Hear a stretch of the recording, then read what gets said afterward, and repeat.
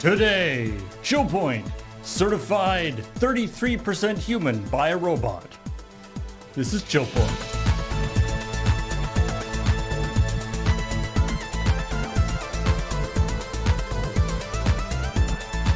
I'm gonna have to get that as like a tag to wear on my neck, aren't I? A robot says I'm human. Yeah. The robot says I'm human.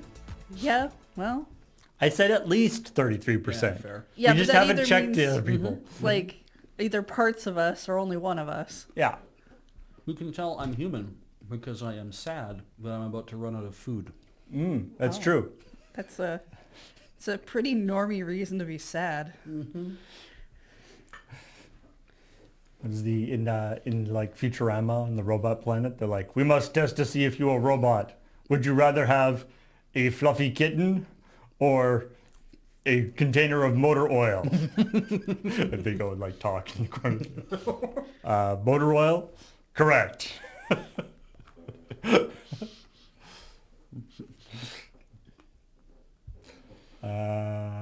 Hey everybody.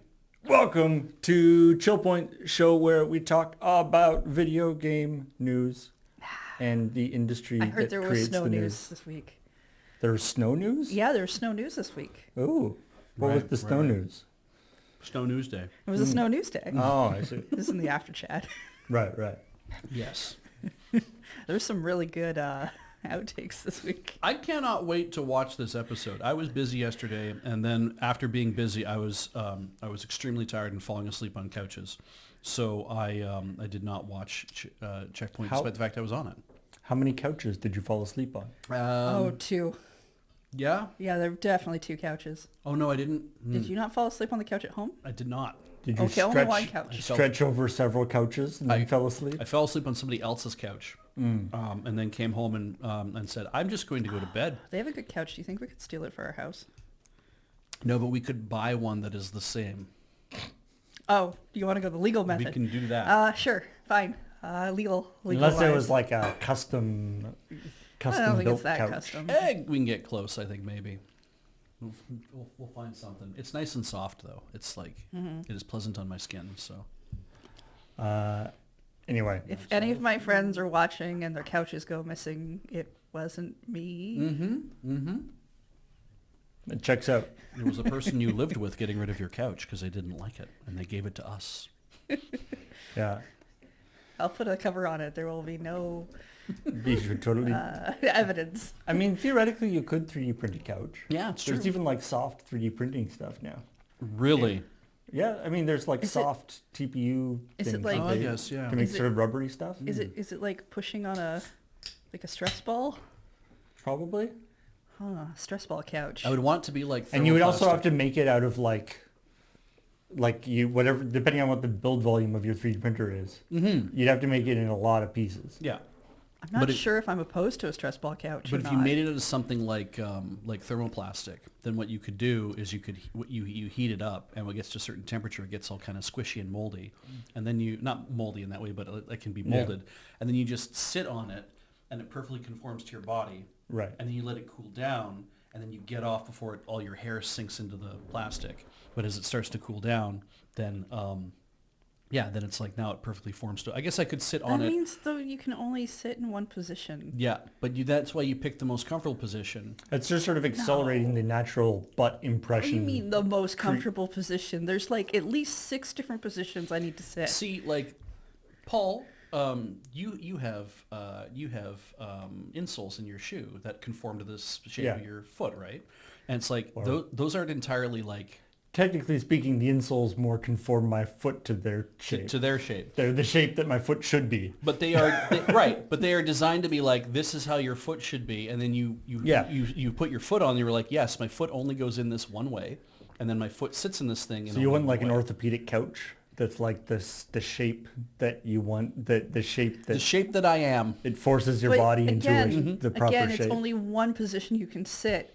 How am I supposed to sit upside down and read books? How am I supposed to sit cross-legged in the thing? I need So we have the 6 chair different positions. We have the chair for you to go Yes, nest in. I mean I do. That is a big chair. It's not as good as like some of the reading chairs I keep seeing on Instagram that Yep. look really good, but you know, That's because they're on Instagram. I know. I understand that it's full of lies, Paul. That doesn't mean I don't feel jealousy about it. That's true. Anyway,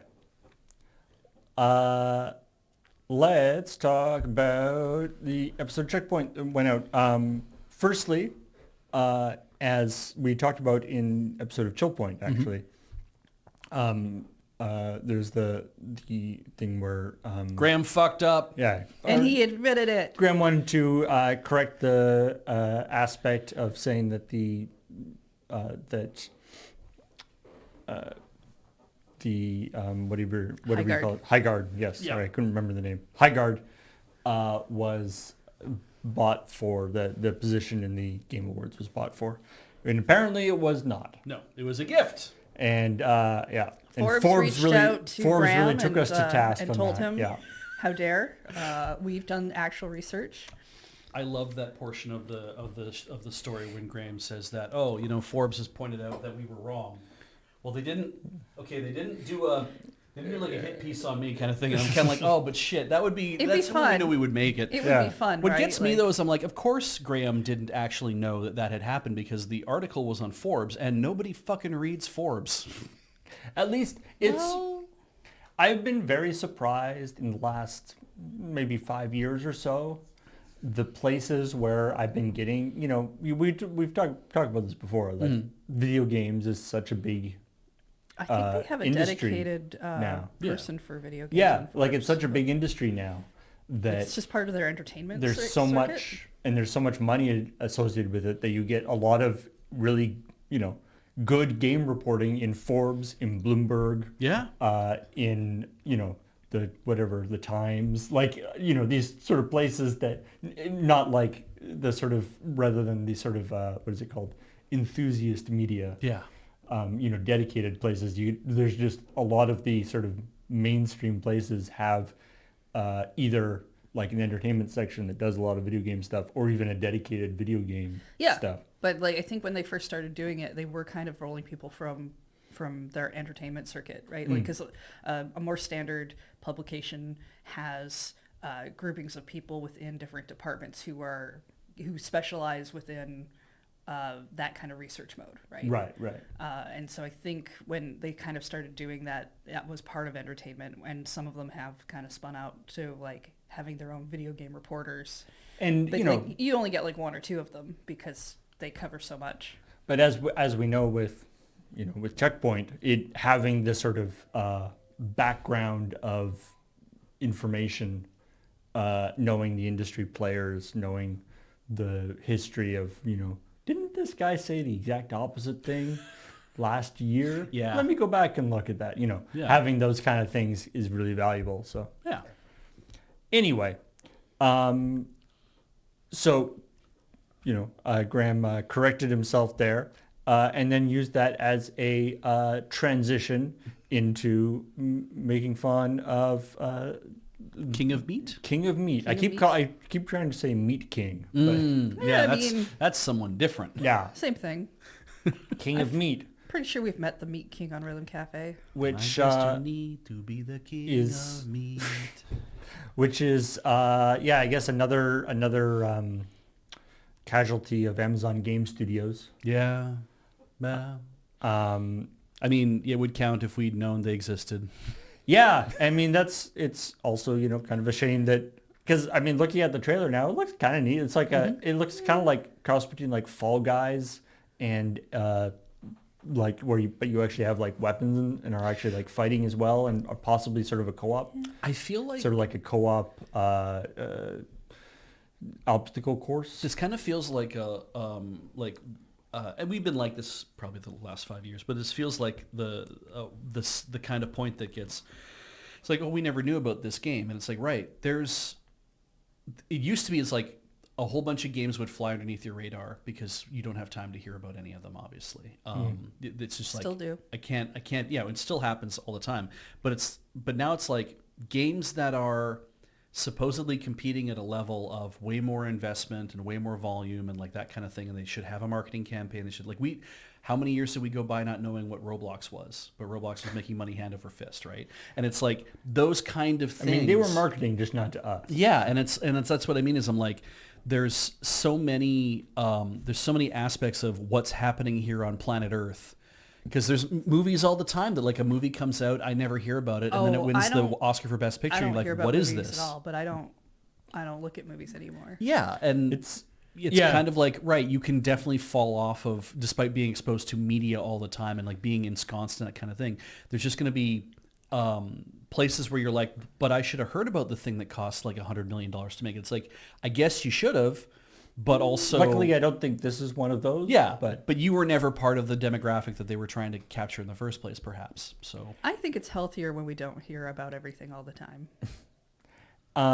the problem, of course, is that like, you know, there is a certain brand of or type of game that can be considered to be successful, even if it is kind of flying under the radar. Yeah. And has kind of a niche appeal.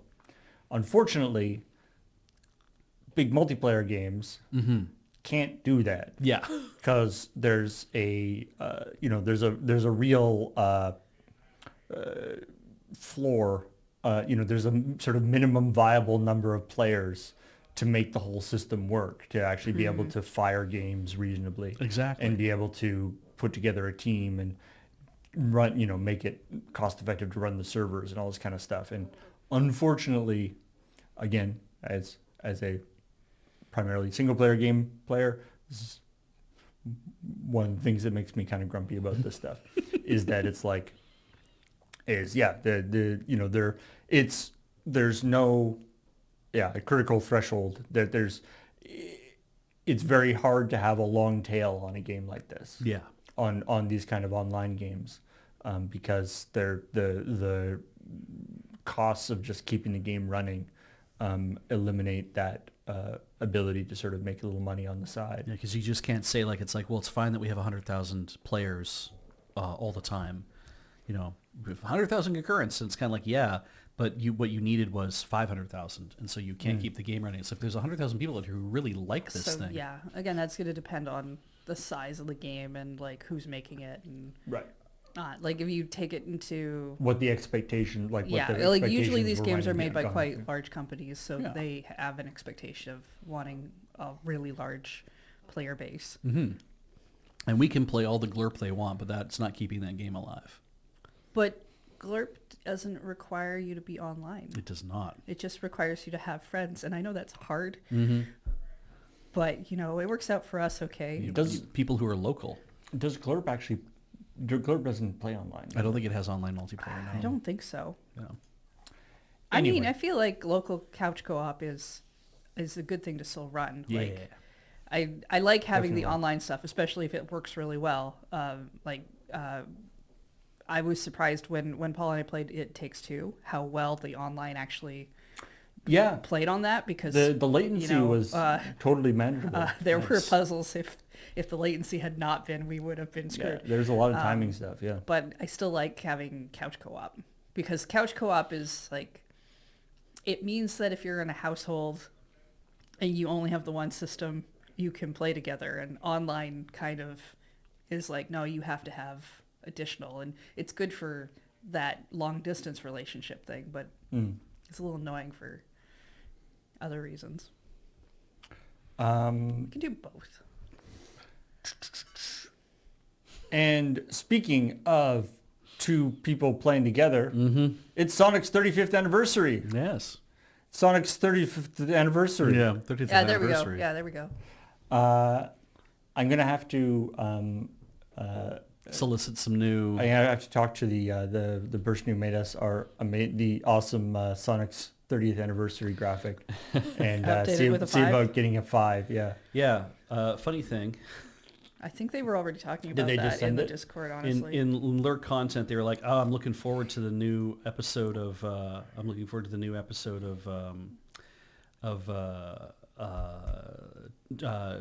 ChillPoint Oh. because it came out like the day before. It came out the day before Pokemon Day. Oh. So it's like, oh yeah, have that 30th anniversary with the Sonic popping out of it, much like in the Pokemon one. So very good. Like Hack to say, I do like it. It's very cute. But yeah, so there is a Sonic X Godzilla crossover, comic book crossover, Yeah. which, as some people in the comments pointed out, the Sonic comic world landscape apparently is already kind of bonkers. Like, they've had all sorts of weird things going on. Yeah. But yeah, so Sonic X Godzilla, we know is like we've got basically just like the covers, so we can see that Eggman is going to be there. Yeah. Tails and Amy seem to be there as Yep. well. We haven't seen like Shadow No. or I don't know if Knuckles is even on any of the covers. They I might don't not for... think. And Mothra is there as well as Godzilla, at least, Yeah. presumably to. counteract Tails Yeah. from the Yeah. skies. It's funny Exactly. because like the thing that I took the information out of. Is there a Godzilla character with a giant hammer to face off against Amy Rose? Oh, that's good though. I mean, they do have a giant monkey. Yeah. There is Oh, King right. Kong. Yeah. They could probably give him a big hammer. Yeah, okay. I mean, isn't King Kong technically a universal monster? I don't know. I mean, Tell. Godzilla and King Kong fighting each other has been literally like Yeah. 3 movie series in the last little while. Yeah, So it's just presumably they can work that out. Yeah, I don't know what the rules are for that. But anyway, I took what was essentially what should have just been part of the quick points, and I spun that fucker out. Like I do. I hadn't even intended to. I was like, I'm just going to write this. It's going to be great. Oh, you know what? I could also say this part. Ooh, I can make fun of Sonic Adventure. That sounds awesome. I never played Sonic Adventure. Apparently, it does control like dog shit. And apparently also the voice acting is not great. Not in the sense of it's poorly done or well done. It just sounds like people don't like the fact that whatever came up for voice acting, they didn't like it. Yeah. And so I have no idea whether it's Was good Sonic but poorly Adventure- written. I don't have I can't agree or disagree with your estimation. Me neither. Nobody seemed to really hit back in the comments. Yeah, being like, nobody. Hey! Yeah, usually if we say something that people disagree with, they're about a game like that. They're pretty vocal. Yeah. Is Sonic Adventure the BioWare game, or No. is that Sonic Adventure 2? No, Sonic Adventure, I think, was Sonic Team, and it was the Dreamcast game. Oh, okay. Yeah. So a lot of people have rose-colored glasses for it apparently though too, and that's completely fine. What I read was the review. What I was trying to figure out was what was Sonic Adventure, and when I clicked on the link on Nintendo Life, it took me to Push Square. That makes sense. That's yeah. their Sony version. To yeah. the PS3 remake or whatever, re-release, the port of it. I think it was the PS3 one anyway. And they're basically like, yeah, this thing sucks ass for all these reasons that it sucked ass in the Dreamcast. I'm like, okay, I'll take your word for it, guys. I don't right. know. So take it up with Push Square. I guess, yeah. Why not? I am personally not familiar with the term seme. Seme. And Would you like to be familiar with apparently Google Docs is also not familiar with that term, as it says that that is a misspell. okay, so Yeah, when please. people do- They want you to they want us to change it, and the suggestion that they give you is same, SAME. That's not what you thought they were going to change it to. It's SAME. Anyway, When you do pairings,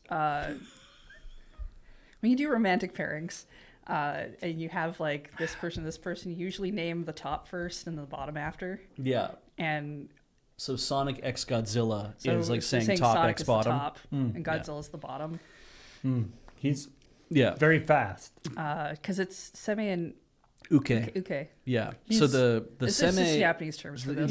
Japanese yaoi terms is what these are. And so I was like, I actually want to use the proper term here as opposed to call it top and bottom, because I'm like, I think the interaction between the semi and the uke are not entirely just based on top and bottom. There's a lot of other personality there's that gets other involved personality here, to it, but yeah. that's like the very boiled down version of it. Yeah. And I mean, Sonic has, had to face off against very large foes before. Yes. Big robots from Robotnik and so forth. Very used to it. So I'm sure he would be able to handle himself. I think that so. also works when you combine the names for pairings. So if you have the start of the combined name as I think they're supposed to be the top, but I'm not as I think that true I on think those that's rules or that's not. more like which name works better. Yeah, because Spurk is a common shorthand for Kirk Spock pairing. You don't think Spock could be the top? Well, I think he could, but Spurk is what I see even when it's like, I was getting a lot of random shit on Tumblr all of a sudden where it's like, oh, you like Star Trek? That means you must like Kirk Spock pairings. And I'm like, I don't. I don't care about any of this. No. But I learned so much for those 3 days. Godzillonic? It'd be Godzonic. Godzonic? Yeah. Because then you have Sonic, but it's with the Z. Godzonic. Sorry, Yeah. just the alternative. That actually, Sanilla is the other. Godzonic actually sounds like a character from the Sonic world. It does, doesn't it? Yeah. Yeah. Sanilla would be the other way around. But hybrid names are where you smash them both together, I think, is more of a... It's like a couple name. Yeah, like when they did Benifer and stuff like that, okay. right? Where it's like, those are just to show that these two people are together and you just find the one that works best. It's like Ian and Corey, that I shove them together as Corian. Which is also... It's not bad. It's incredibly funny to me because Corian is also a material that you use for building things. So, yeah. They use it for countertops and stuff. I like it when it just works out that the pairing actually just ends up being a regular name again. Yes. You're like, oh, wait, that didn't work. Yeah. Yeah. Anyway, let's move on to... story now... Again, this is a story that we talked about last week. Yeah. And I know, I feel like we talked about, we dealt with this pretty much last week. This is the Finji getting messed up from TikTok doing AI ads. Now there was a couple of comments I saw on this because it said Finji made these games. It's true. And they published them. That's a good they point. are correct. Finji published those games. It's not quite the same as saying made. Yeah. That's true. But yeah, they are the name people recognize more, and still the group that was dealing with TikTok, because that's what the publisher does. The publisher is generally in charge of like trying to get your advertising and stuff as well for your game.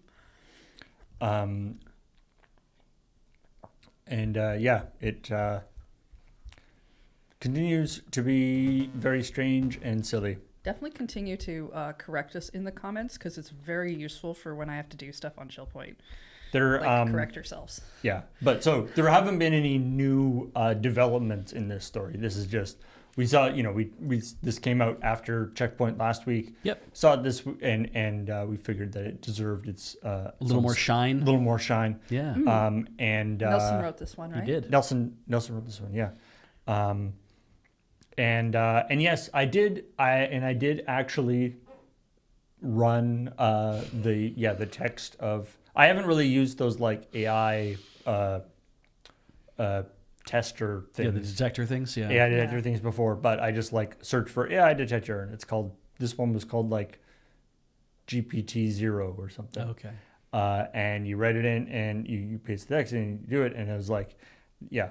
The text of the email that was republished in this in the article, the analysis was a screenshot, a real screenshot of what I got, which was that the analysis was 100% very, very sure that it was AI generated. Yep.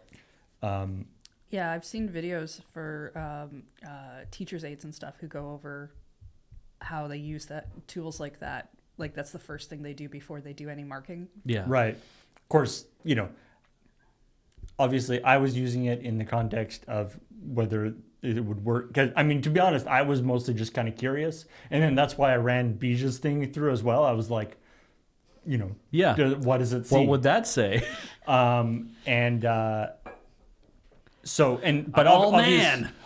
there are a lot of considerations for when it's being used in like an academic context. And to be honest, if you're failing people based on it, a program analyzing writing isn't like a new thing. When I was in college, we had to take an English writing test, which was dumb because we already needed English 30 in order to get into the program. Yes. But the college had this thing where it's like every student has to take this test, and if you fail it, you have to take a supplementary whatever thing. And in my course of students, when we got told that we had to take this, everyone was just like, okay, but how does it get graded? Because you keep saying a computer is grading it. Yeah. how does the computer know shit? And they didn't know how to answer that, so we all got very angry at them because Yeah. potentially fair. we had an extra class we were going to have to take, and we were all very busy. Yeah, I would have been furious to be like, Especially you're doing this. And it's like at that point, however long ago that was, that it's not like that would have been some sort of fancy AI No, system it would have either. been something. It was just like looking for Looking keywords for or something. probably keywords or something, but it did have like you got marked on like 9 different things, and one of them was creativity, which was the other thing we were all very baffled by. We were like, well, how does it know? Yeah, Yeah, God. the computer says you're not creative. Also, sorry. we all had to take English 30 to get in here. Why do we have to do this? That's just So, just isn't the mark that you got at the end of English 30. English proficiency. Yeah. like Yeah. that's just kind of Yeah, it was very. it really like you saying this again just makes me feel like I just want to have words with the Minister of Advanced Education in Alberta and just be like, if you're allowing this to happen, you should not be allowing this to happen. This is horseshit. Because if people need to do this to get in the program in the first place, they're already demonstrating their proficiency in this way. And if they do not need this, then why is this college requiring it? Why is, of all colleges, Olds College, agricultural, college, like they're not an academic whatever. Why are they requiring that? Oh, you must have this I mean, level I of don't whatever. know if you when I needed- got into fucking university on English 30, I didn't have to do any sort of proficiency exam. Yeah. Oh, Yeah, there's yeah. many things I'm still mad about at that school. Yeah, eventually what I want to, because the thing is like AI, the chatbot, large language model AI stuff, one of the big training systems that they use is called adversarial training, where you basically have 2 or more or a bunch of different AI systems all either competing or basically trying to check their work. Right. Check their own work or check each other's work, which is weird and doesn't seem like it should actually work, but apparently it does. All right. But, obviously there is a situation where because there's the actual thing that's detecting whether something's an AI generated thing is itself AI. So, and it's basically using the same systems. Yeah. And so it's like going back and forth. There's obviously a bit of a chicken and the egg thing, or not chicken and the egg, but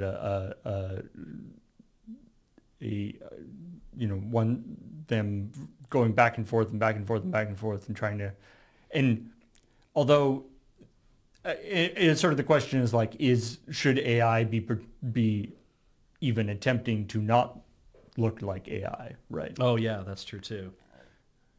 Even if the AI is being used for legitimate purposes, like say summarizing a thing or for whatever, helping you out with doing stuff, the fact that it is AI shouldn't necessarily be a detriment. Like if you are not embarrassed by the fact that you are using AI, then it should be not necessarily a detriment that AI is relatively obvious. Yeah, exactly. In fact, I believe there's some LLM systems that are actually embed codes in their responses so that they can detect it later on. Oh, weird. If it needs to. Good idea, but yeah. Okay. Anyway. But yeah, TikTok is dumb and awful And the through idea their customer service. of AI generated ads. I mean, obviously I'm sure AI generated ads have been happening for a long time, but the idea that a company doing its own thing to generate ads on somebody else's behalf the and not customer showing service them. is bad. The fact that supposedly if any of what has been said through customer service, that the fact that they can't tell what you're doing, that's a terrible system. Yeah. The fact that you have AI turned off, but don't worry, our super secret test is going to help you do some AI things. Yeah. It's such a tech everything gets opted in whether you like it or not. Yeah. Bullshit I thing love that. is this. Yeah, like I highlighted that in the shoulder graphic, that thing of like, yes, you turned AI off, but we are doing this new system, and it it's going to result in whatever 140% better retention, and we wanted to make sure that you had the opportunity to get it. You know, this Yeah. idea is like, you know, we were putting out this system and we're like, what about these people? Yeah. They opted out. They're not going to get the advantage of it. Oh no. Well, we'll put them into it. Even, you know, I'm Even sure though they said they don't want to have any part of it. this idea that like I'm it's doing like, you a favor. Oh yeah. I But was fine. I know you didn't want AI, but this one you're definitely going to I just want. find those numbers It would be really, us doing a disservice. really funny. It's like there's a thing in the YouTube backend, right? That we have like various channels, so the numbers change depending on what channel I'm looking at, and some of them are like there's a thing that will show up every now and then that'll be like, hey, did you know you could get additional more YouTube memberships if you did YouTube only member videos, which is not like a thing Right. we really want to do, but I'm like, okay, that makes sense that you would be like, hey, your membership numbers could go up if you had membership only videos. Right. On some channels, it's like, oh, you could get like 100 more members or whatever. On one of our more heavily like subscribed channels, it showed up one day. I was like, hey, did you know you could get like maybe 2 to 8 more members if you could? I was just like, what? Why is that? Oh, yuck. What? Look, what? 2 to 8? Yeah. All you got to do is fart into a mic. No. Just do that and let everyone know there's a Why are you secret even telling video. me? Like the version, the TikTok version of that is, we evaluated that you would get 2 to 8 more members if you had if you had some members only videos. So we AI generated you some members only videos and put them in there. Oh, yeah, that would Oh, be the way to God, do that it. would be Yeah. Fuck. Oh, my God. And now you got And we 2 didn't, more people. but we didn't want to bother you with the whys and the wherefores as to why everybody's signing up for your videos. So we're not going to show them to you ever. Yes. They're not going Also, to show up in nobody your can feeds. those videos will never be Yeah. shown to anybody again. Yeah, only your fans get to see them, and you only get to see them once, and they can't screen record them, and they'll have no idea. But don't worry, they'll be very upset Yeah. Yeah. by the content of your videos.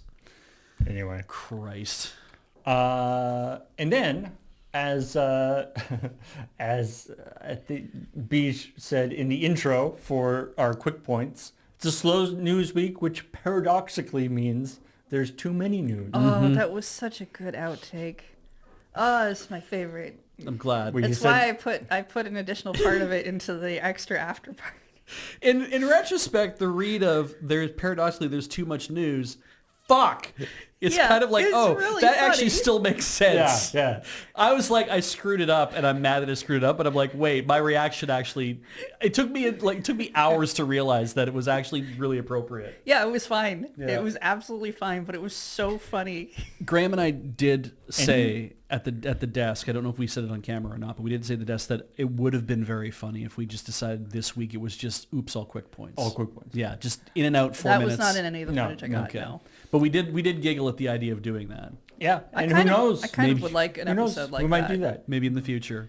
Lots and lots and lots of quick points. I do think it's. I brought up at the before we talk about them. I did mention in conversation that it's incredible practice to monologue joke write all of these stories, to boil down a story to one sentence for setup and one sentence for punchline, essentially. Like, can you tell the joke in less than 60 seconds, in 30 seconds? And then what's Yeah. interesting though is that is sometimes I've found this usually more about when we're doing we're coming up with something for like the coming up, like the outro. Yeah.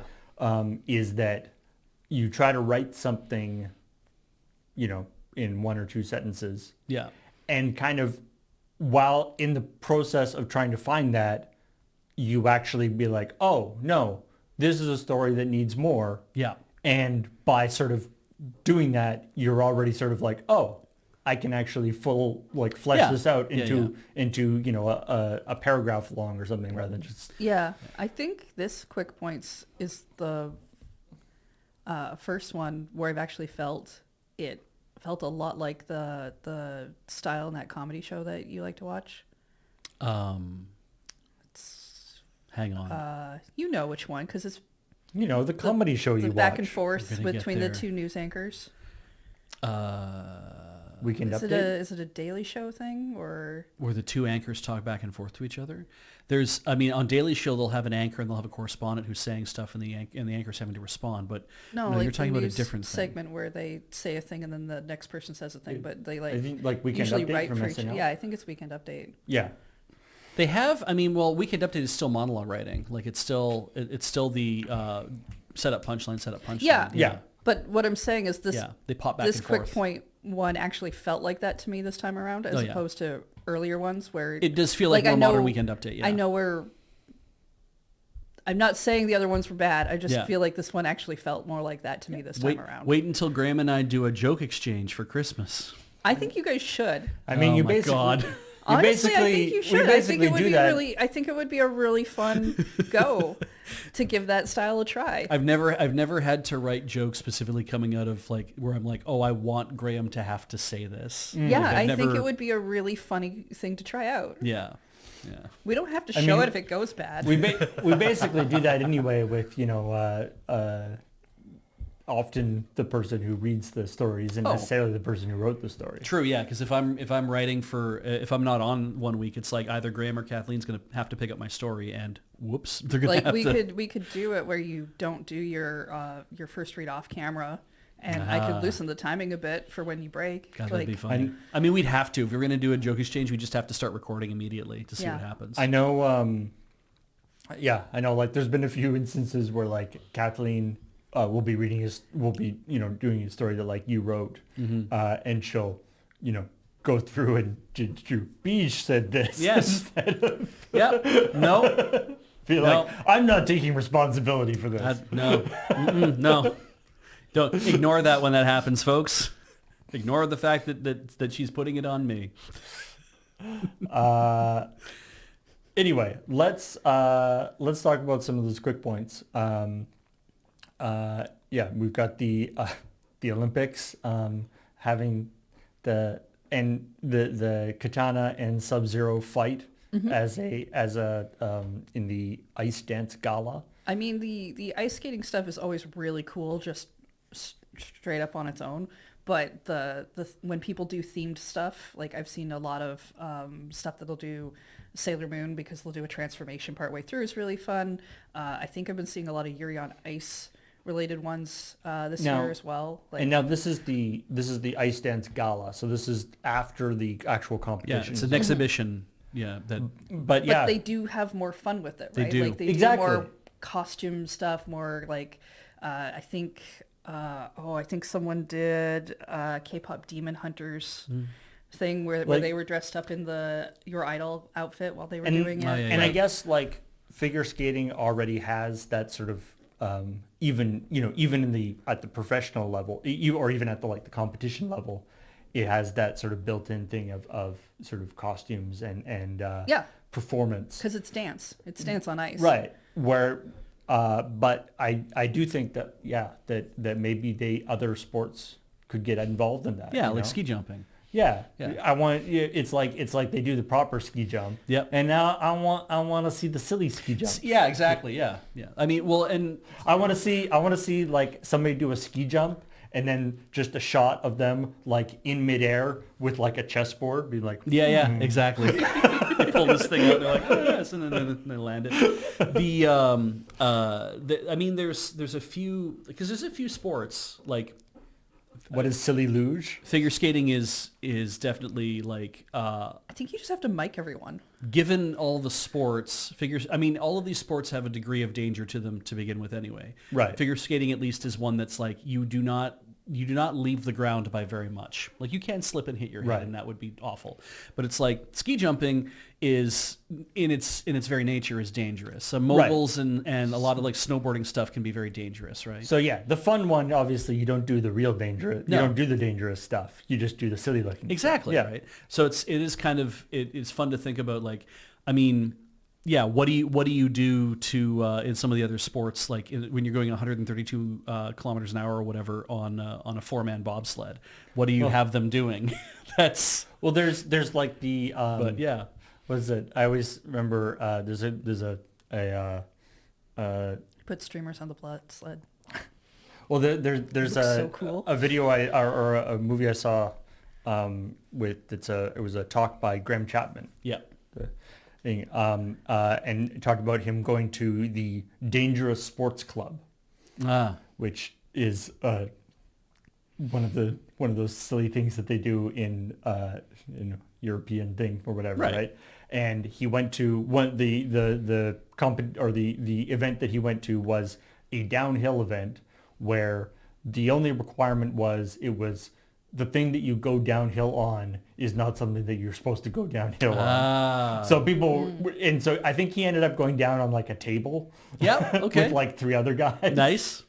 It's very Like, Red Bull kart race kind Yeah. of shit. I mean, I guess it's just more like it's an exhibition thing, right? Where it's like, this doesn't matter in terms of scoring. So I think ski jump would be interesting if they did flips. Like if it's like, we can do this, we don't do it because we're trying to go as far as we can, but it would be interesting to see them do a flip. Biathlon, you just give them machine guns. What about for luge? Like they actually like dress up or like bobsled. Yeah. They actually like dress up the bobsled as like, I don't know, like a dog or something. Yes. Yeah, that's what I mean. Like if you do it, if you like add streamers or something that like once it gets going, like flies back, could be really cool. Or just the the like 10-person skeleton. I mean, it's just like a whole bunch of people in a line. I did write. I'm gonna just ruin this right now for the people in chat. I did write a crap shot idea down for men's 4-person luge. And I still have to work out what that's going to look like as a crap shot. But I want to see how we can get that together. Anyway, yes, the idea of doing all the regular sports and then every sport gets a silly one is a great idea. I mean, the silly thing I saw recently was the ice and snow snake. I don't know what the Chinese name for it is, but it translates to ice and snow snake. And everybody sits on a tube. And like the butts in tubes, right? Oh, and you like hold hands? And you put your legs in front of you, and the person in front of you grabs your legs and holds on to them. Right, so that you can make a big... And you make a giant snake. snake. So you're all holding onto each other's legs, which also means you're holding onto each other's boots and shoes, which means that if you get loose, you're probably going to... Could be really dangerous. Whip somebody's boots and shoes off of them. But they're incredibly fun to watch because they usually give a camera to somebody who's most of the way back. And I could do that for the ski jump. They just have everyone hold hands while they're jumping. And they go down what looks like a shoveled out bobsled course, like not like a real bobsled course, but like one that's like, we just made a whole bunch of berms and curves and shit. And you get going reasonably fast because there's lots of weight. But then what that also means is that if you're going up and around, you're coming back and forth, it's kind of mesmerizing to watch that. Eventually something's going to happen where like somebody can't hold on to somebody else's legs and then they start to split off. But what that means is now you've got a lot of speed for maybe a group of 2 or 3 people in the middle of about 15 people and about another 18 people behind them. And they're like spinning around and shit. And I'm like, this is not going to end well. It's like when you ice skate and everybody does... the whip. Yeah, the whip. Yeah. Terrible idea. They do it anyway. It was so much fun. Especially if you're at the end.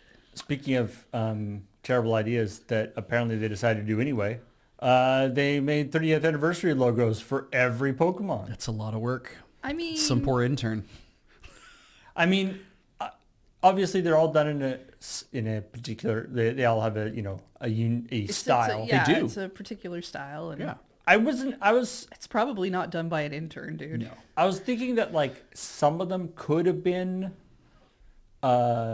existing artwork that they just sort of put into the 30 the sort of template. It kind of felt to me like they could have farmed it out to a lot of people who were Pokemon creators to be like, hey, you guys had all worked on this in the past. How would you like to do 5 of these? Like if you wanted to do them in in each one in a different style, that would be fun. Yeah, the fact that they're all fairly uniform.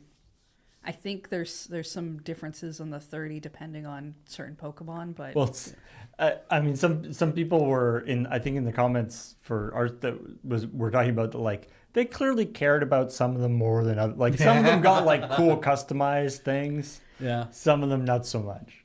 Yeah, I think all the examples they gave out were the Pokemon they heavily featured when it was like.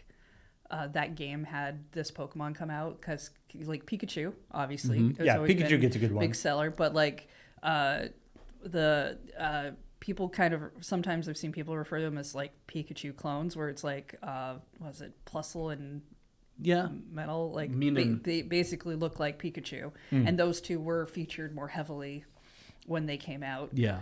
And so it's like if those are your examples, it's like that's not surprising. I do like that Voltorb and Electroorb are just the zero rather than coming out of the zero.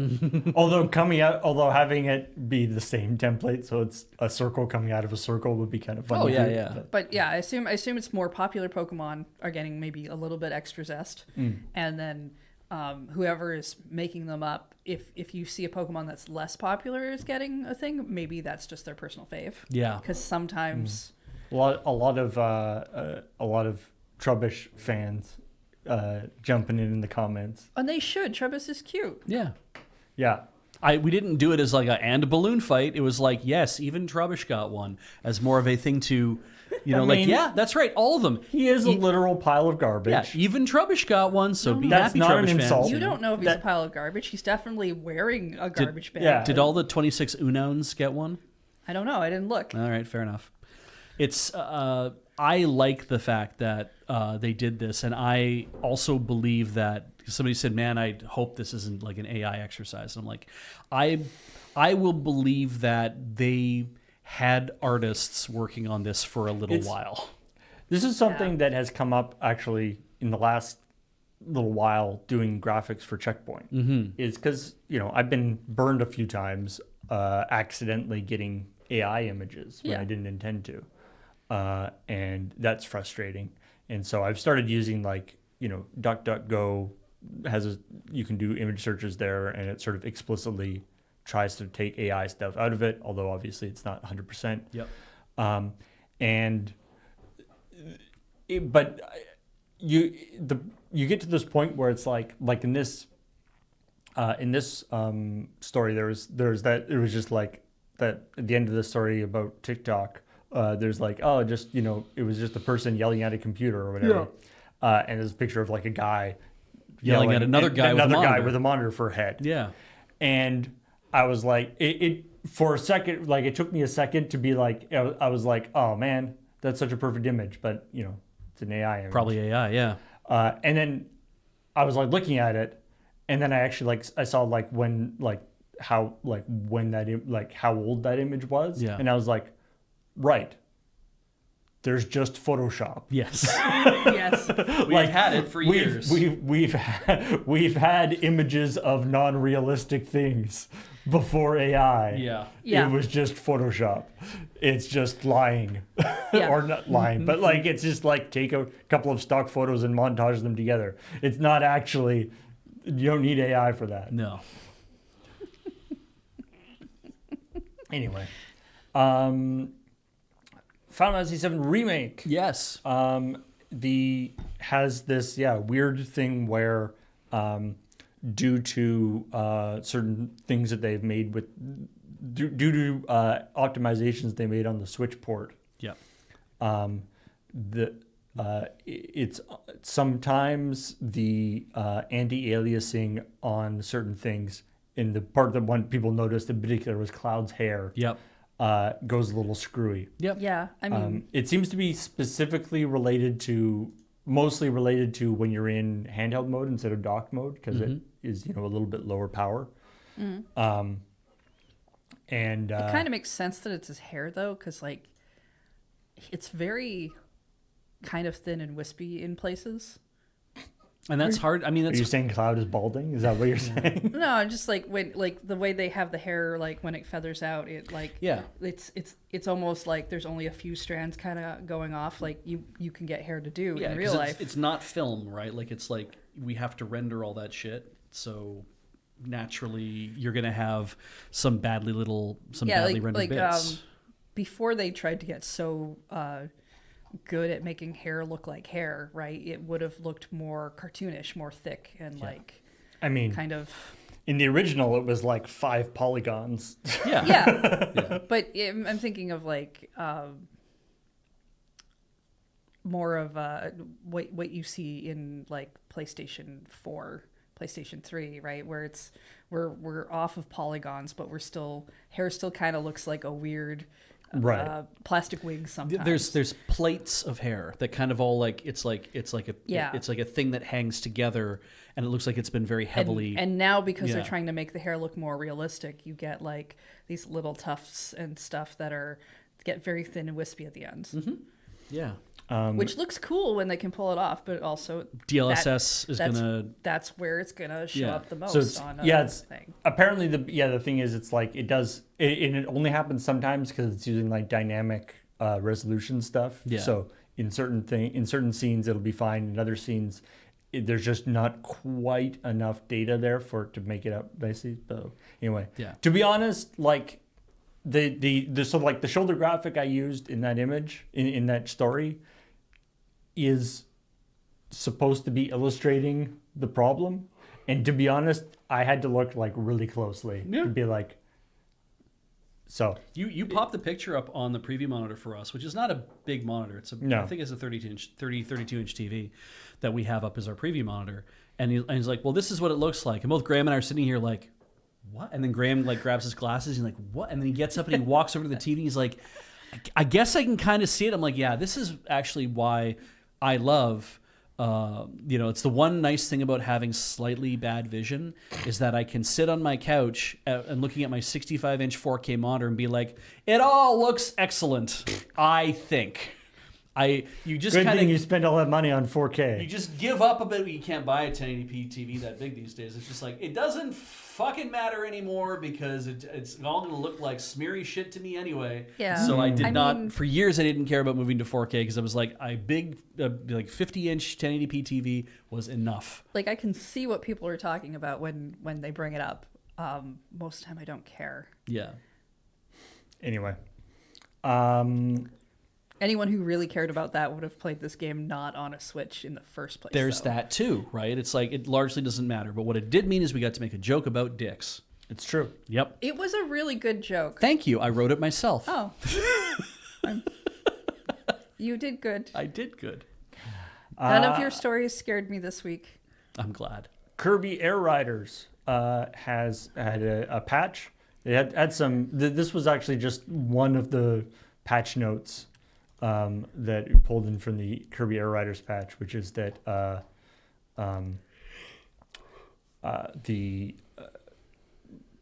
fixing a bug that would put Scarfy into an unexpected angry state. Yes. Which none of us actually knew who Scarfy was. I had to look it up, and I was like, man, he looks like an angry kind of guy. Yeah. So, Is that his angry state, or is that just what he looks like all the time? It's hard to tell. Yeah. Resting angry face. Yeah, resting angry state. Yeah. I did want to actually highlight a couple of other things from the patch notes. Oh, pick judiciously for Kirby Air Riders. What? Pick judiciously. There were a lot, huh? Were there a lot of changes, or were there only a few changes? know. I mean, there's a lot of changes. There's only two that are really stand out. It's like when Smash Brothers gets an update, everyone's like, "Oh, the new meta." Yeah. yeah.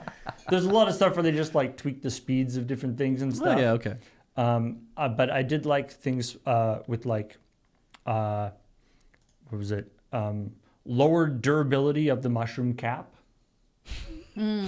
The mushroom cap was too good. I mean, there's actually a bunch of stuff. Apparently, the mushroom cap was super OP. Oh well. They lowered they reduced. Yeah. Mushroom caps aren't that durable to begin with anyway. Cappy lowered the durability of the mushroom cap and also lengthened the amount of time it takes for the mushroom cap to come back. Oh. So apparently the mushroom cap okay, they are messing with the meta. Wow. Yeah. Huh. It is now harder to maintain perfect. So I like this. Jetstar. It is now harder to maintain speed on perfect landings when landing from a course gimmick. And then there's another. There's God, I hope it's now easier to maintain speed. Well, there's like another character is like will now maintain speed better when landing. My understanding is once you upgrade really hard on that game, speed is like your enemy. Oh, really? Yeah, you can go so fast that it's hard to do what you're doing. Like, I like this. I like that. That's cool. Rex Wheelie got weakened deceleration when hitting a wall. Oh, So- weekend. I heard Weekend. weekend, and I was Yeah. like, on the weekend he gets what? But it's like, so he decelerates less when he hits a wall? Shouldn't you decelerate all when you hit a wall? Yeah, I would think Like, so. you Yeah, stop? yeah, exactly. It would go pretty much to zero. Deceleration. I think if you hit a wall hard enough, you just die, Yeah. Yeah. and that seems not true of anything Kirby related. I just like the idea that he Oh yeah, Hopstar is now easier to maintain speed on perfect landing. is that Monday through Jetstar, Friday. no. He's doing his 9 to 5. He's just putting all his time in. He's just getting right to the end of the week. He's like, I'm having an absolute miserable time, and he gets to like 4:30 p.m. on a Friday, and then some asshole pushes to prod, and he's just like, fuck it, I'm going home. And he's just like the absolute weekend deceleration. He just hits the wall, and he's like, no, it's the weekend. Wham, I'm done. Yep. It's just like I'm home now.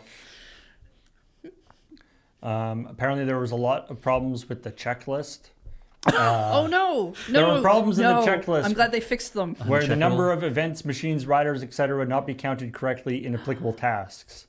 This has been fixed so that the issue, even if the issue has already occurred, player can restore the counts to the correct number by restarting the game. Huh.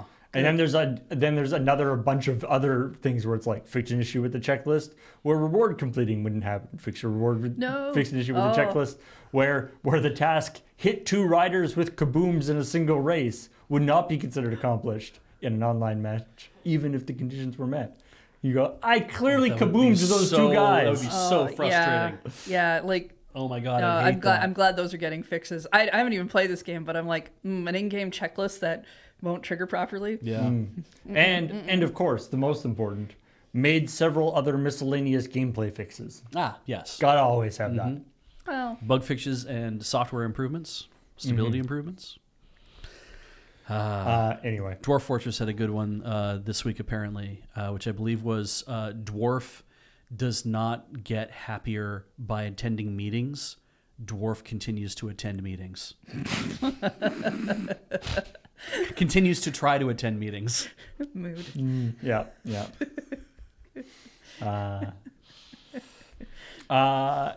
He's just like us. Poor little dwarf. I've seen a lot of articles about this new update to Diablo 2, Uh-huh. Oh yes. adding the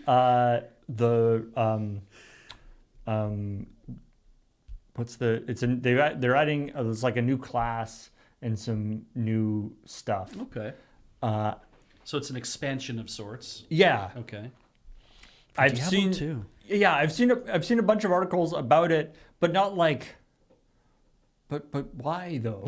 Well, that would mean enough people are playing Diablo 2 for them to do something with Diablo 2 still. There's people sitting. There's people working at Wizards who are wizards at Blizzard. They rhyme, right? So At that's why I did Blizzards. that at Blizzards. Blizzard Wizards. Who are They don't just rhyme like that well.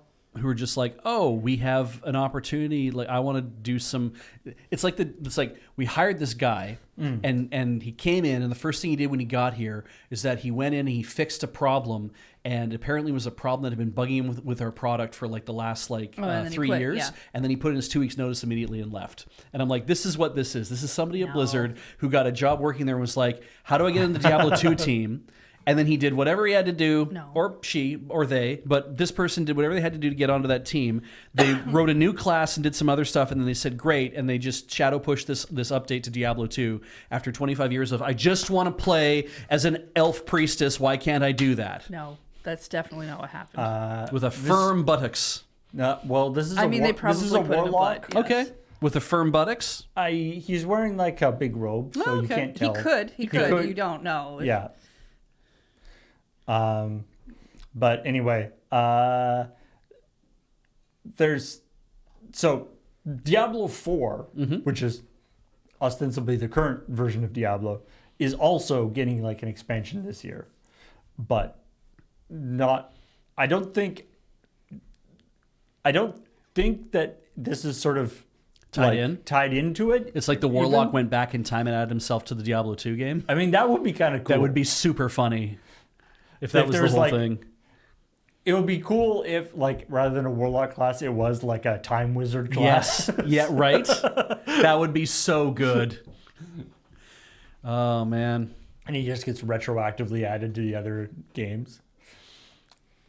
That would be amazing. We're dropping ideas I mean, here for I guess it might be developers. maybe it's a warlock who's weird that way. Yeah, that could be cool.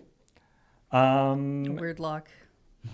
And the both Phil Spencer and Sarah Bond, the Xbox president. the Microsoft Executive Vice President of Gaming, Phil Spencer, and the Xbox President, Sarah Bond, both left. At the same time. Phil Spencer, who was basically Burning building behind them. Phil Spencer, basically started in like the mailroom at Xbox, from what I understand, and worked his way up to being the head of Xbox stuff. And he's been there for like 25 years. With very little warning. Yeah. Yeah, I don't think We're done. It's weird that he's leaving.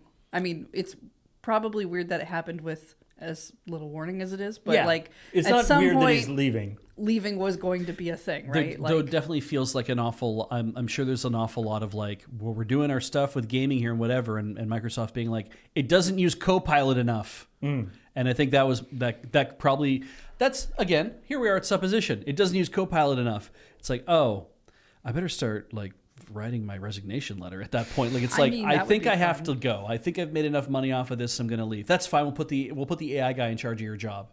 And then he can make the AI make video games from this point forward. That's how it works, right? Yeah, I think that's the portion of the story more people are unhappy about. I do like, though, that there was somebody out there that, like Sarah Bond, could literally walk up to somebody and say, hello, I am president of Xbox. Sarah Bond. It just feels very much like if someone told me that I was, like, I'm president of Xbox, I'd be like, yeah, sure. Fascinating. Yeah. That's, what, shit, can I be CEO of something? Like, I am CEO of this table. Like, I mean, if you want.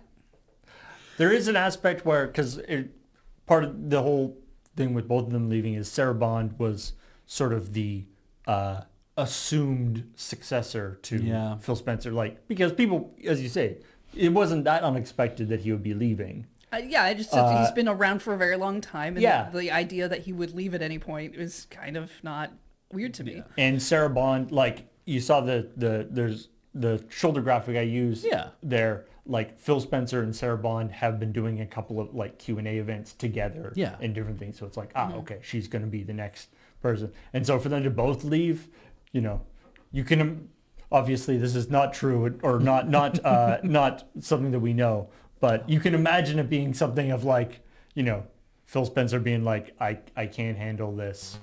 This company is not going in the direction I think it needs to go. I'm leaving, and Sarah Bond being like, no, don't leave me. Yeah, I could see Sarah just being like, I can't stay here either then, because it can't be me against the onrush, like the onslaught of AI, or whatever reason. It's like, I don't want to be here either when this stuff goes to shit. Has either of them said any of these things? No. It's just beautiful supposition. I'm just checking, because when you leave a place, you can say things like that. Yeah. No, he's been very... we'll probably find out in a few months. Yeah, he's been very... I think anything from Phil Spencer has been very like, I'm happy about my time there, blah, blah, blah. Yeah. Like I would give it a year or two when he no longer knows the things that are being worked on. Yeah, that he'll probably end up wanting to say NDA. Before we start getting write a memoir. Yeah. I mean, people will want to see a memoir out of Phil Spencer because he's been there for so long, but also that he was like very instrumental to the growth of Xbox in that way. But I am CEO of buttplug.io. Just to throw this out there, Phil, Xbox. Yeah. That's the name. That perfect for your memoir. Now, there. I think this though, like, this is like one of those other like water drops that kind of so drip, Asus, ROG, Ally, Xbox, ROG, Ally, Xbox. It's a big saying drip. words. That's a big drip, right? There's a lot of fucking water in that one word. And then, drip, Phil Spencer leaving, and also the Xbox president leaving. And drip, Xbox being expanded into a thing that includes the what was previously like games for Windows as an idea, right? Like that kind of stuff. And I'm like, the constant drips of this stuff over the last several years really does feel like we're going to see like a B-Box type thing happen, like I was thinking like the Power Max, what happened with Apple like years Or and years they- ago, right. where they basically said, oh, we'll sell the Power Mac architecture thing as something you can make compatible Power Macs, and then people will, like the hardware makers will flood in and start making Power Macs cheaper, and that'll expand our market share because then we just have to worry about making Mac OS very good. And that was a thing that did not go great for them, for Apple at that time, and they canceled that. And I feel like this is kind of the same thing where Microsoft is saying, like, we don't want to be responsible for the hardware because that's a rat race. What we want to be responsible for is a platform that we can extend in many directions and say you're writing Windows games that can play on Xbox, and Xbox can be any of these things that we can stamp a thing on. I'm like, sure. The speculation right now is that people expect that Microsoft will get rid of Xbox. Yeah. But I feel like that speculation's been going on for a while, and this is just another log on the pile. Yeah, I don't think they're going to get rid of Xbox. I think what they're going to do is they're going to extend Xbox out as a platform ideal that all they have to do is just basically put stamps on. And I would like to say, I could see them just not making a console anymore. Yeah, they Yeah. wouldn't have to. They can let everybody else make the consoles. I will say in her defense, Asha Sharma, the new person, who was indeed previously in charge of the Core AI division, has said that, you know, she's committed to that AI has a place, but it shouldn't be only used to, you know, supplement the creativity of people that like she's saying all the right things. She's not being like, now we're all AI, go. Yeah. So that's good anyway. I guess I feel like that's the new line, though. That's the new line. The new line is to say, hey, no, trust me, AI is still good, and we won't really use it to get rid of creative people, because that seems to be the biggest concern. And I don't think it's not the only concern, but I think that's the new line that they just say. I don't really believe them. I have another thought, though, that fits with this. This person who currently is in charge of Microsoft's Core AI division, right? Okay, so... Or just was recently in charge of. Well, that is extremely important language, because if you were up until this point in charge of this division and now you have been moved out of that job to this other thing, the one of two things is happening. You're receiving a demotion or a lateral move. I apologize. Yeah, that's okay. Right, I turned off my block numbers I don't know thing. Fair. Because I was... Do you want to get it? No, it's fine. Okay. So this is either a demotion or a lateral move, or it is a promotion. So Right. the idea is she's in this position now. Did somebody say, we want you out of running this because we have somebody else that we want to run Core AI for us because Copilot is having a bit of a time right now. Right. So maybe that's a thing. Or is it you're receiving a promotion into this other job because you've been working here, but it's like what we want, like you applied for it and said, I think I could run Xbox. And they're like, okay, you can run Xbox. And is that you leaving that part of that one job behind and saying, I'm moving into this other thing? The reason why I think this is important is because what happened, again, we're going to bring this back to Apple, and I'm going to get this mostly wrong, but let's see where we go with this. There was a point by which hardware and software design was both slammed together under one person, whereas previously hardware design was like the responsibility of one chief and software design was the responsibility of another chief. And then I think when Scott Forstall was basically pushed out of Apple, made to leave Apple, left Apple voluntarily, I don't know. But when he was out of Apple, I think him being in charge of software, that got smushed into what Johnny Ive was doing. And then Johnny was now chief design officer for everything that was going on in terms of what the look of Apple and the feel of Apple was supposed to be. So with those two things slammed together in one area, now you had one person who was in charge of, this is what this look is supposed to be like. So if this is, I left my job and moved to another one, that's one thing. But if this is, I'm currently in charge of Core AI, and now I am also in charge of Xbox, because these two things are actually somehow very related, so I'm looking after both of them, that's a different thing. I don't think they're looking after both of them. For one thing, I don't think they would say formally all the reporting, it's like this person was previously the head of this. Yeah. So they must have stepped out of that job they and would moved very on. much, that reporting would be very much, oh, the person who is in charge of Core AI is also in charge of this now. Yeah. The real question is, the person who was in charge of AI is now being put in charge of the Xbox stuff after the other two people resigned or left. Did the other two people resign in suspiciously wordy resignation letters that used a lot of M dashes? Yeah. Oh, hey, don't pick on the M dash. Actually, you use those for legitimate reasons, and I hate that people are like, "Oh, M dash this is such an AI thing." I like It's not. I like to Fuck joke. off. I like to joke about that, despite the fact that I also am like, no, M dash. We did M dashes first. AI didn't come up with the M dash. We did it first. It's because it's a yeah. difficult key combination on a lot of keyboards. Yeah. So people don't usually use it. 90% of people who are going to type things up don't use an M dash in the first place. That's just how it because is. they don't understand the glory of it. Yeah. I will say, as a quick thing, I was amused that I just did a search for Asha Sharma, this new person. The results. This is on Bing.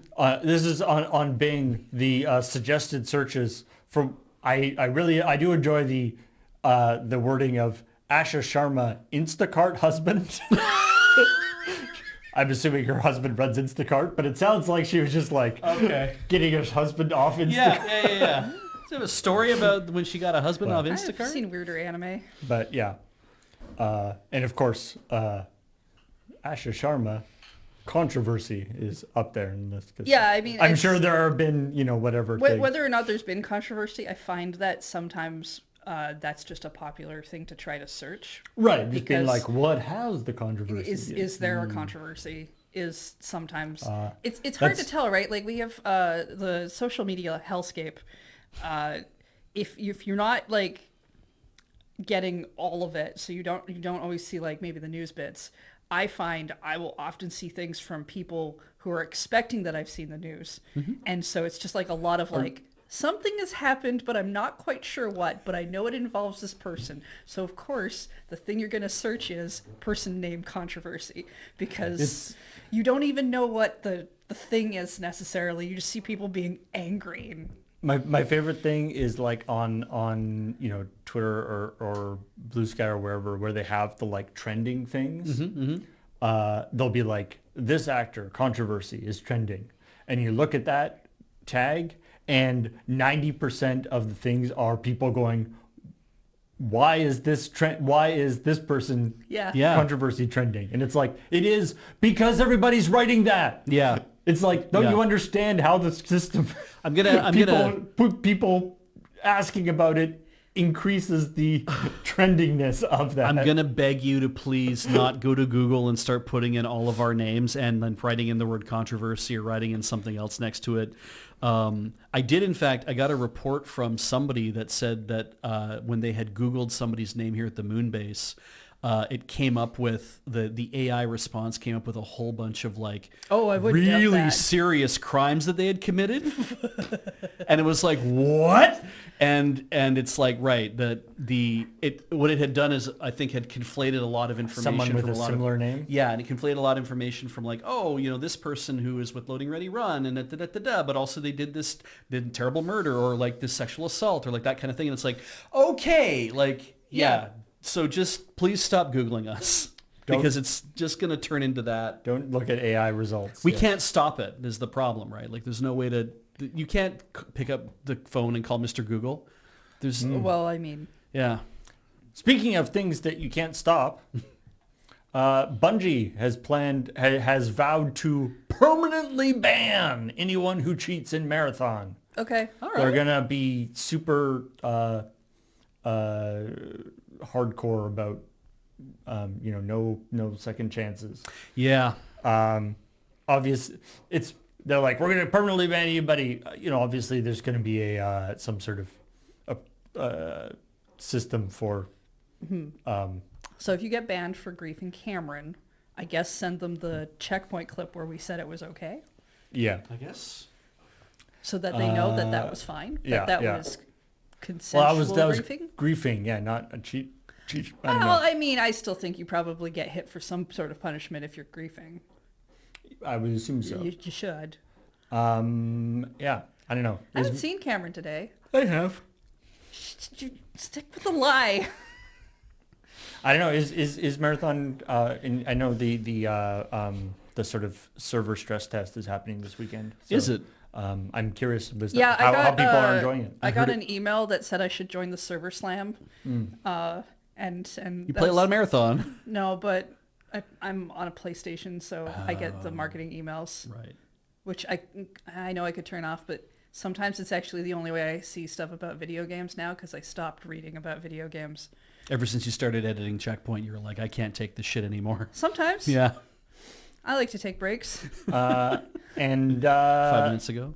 And then there's a kind of fun, weird-looking new hoodie collab or clothes collab. Yeah. I thought they looked cool, and then Yeah. the price tag showed up, and I was like, yeah, it's not that cool. I see, but I did say, didn't I, Paul? I said Heather's gonna like this hoodie. I should probably There's a hat. should probably buy it for her. There's a Hat's like Gengar. about 'cause 50 like, or 60 bucks. you I were- think. I like Gengar. You like Yeah. Gengar, right? Yeah. Gengar's great. There's Gengar. There's I like the hat. Maybe I get the hat. yeah, Electabuzz, Electabuzz, What's some the hat? some Mew, new Eevee, stuff. and then of course lots of Pikachu. Lots of Pikachu. Yeah,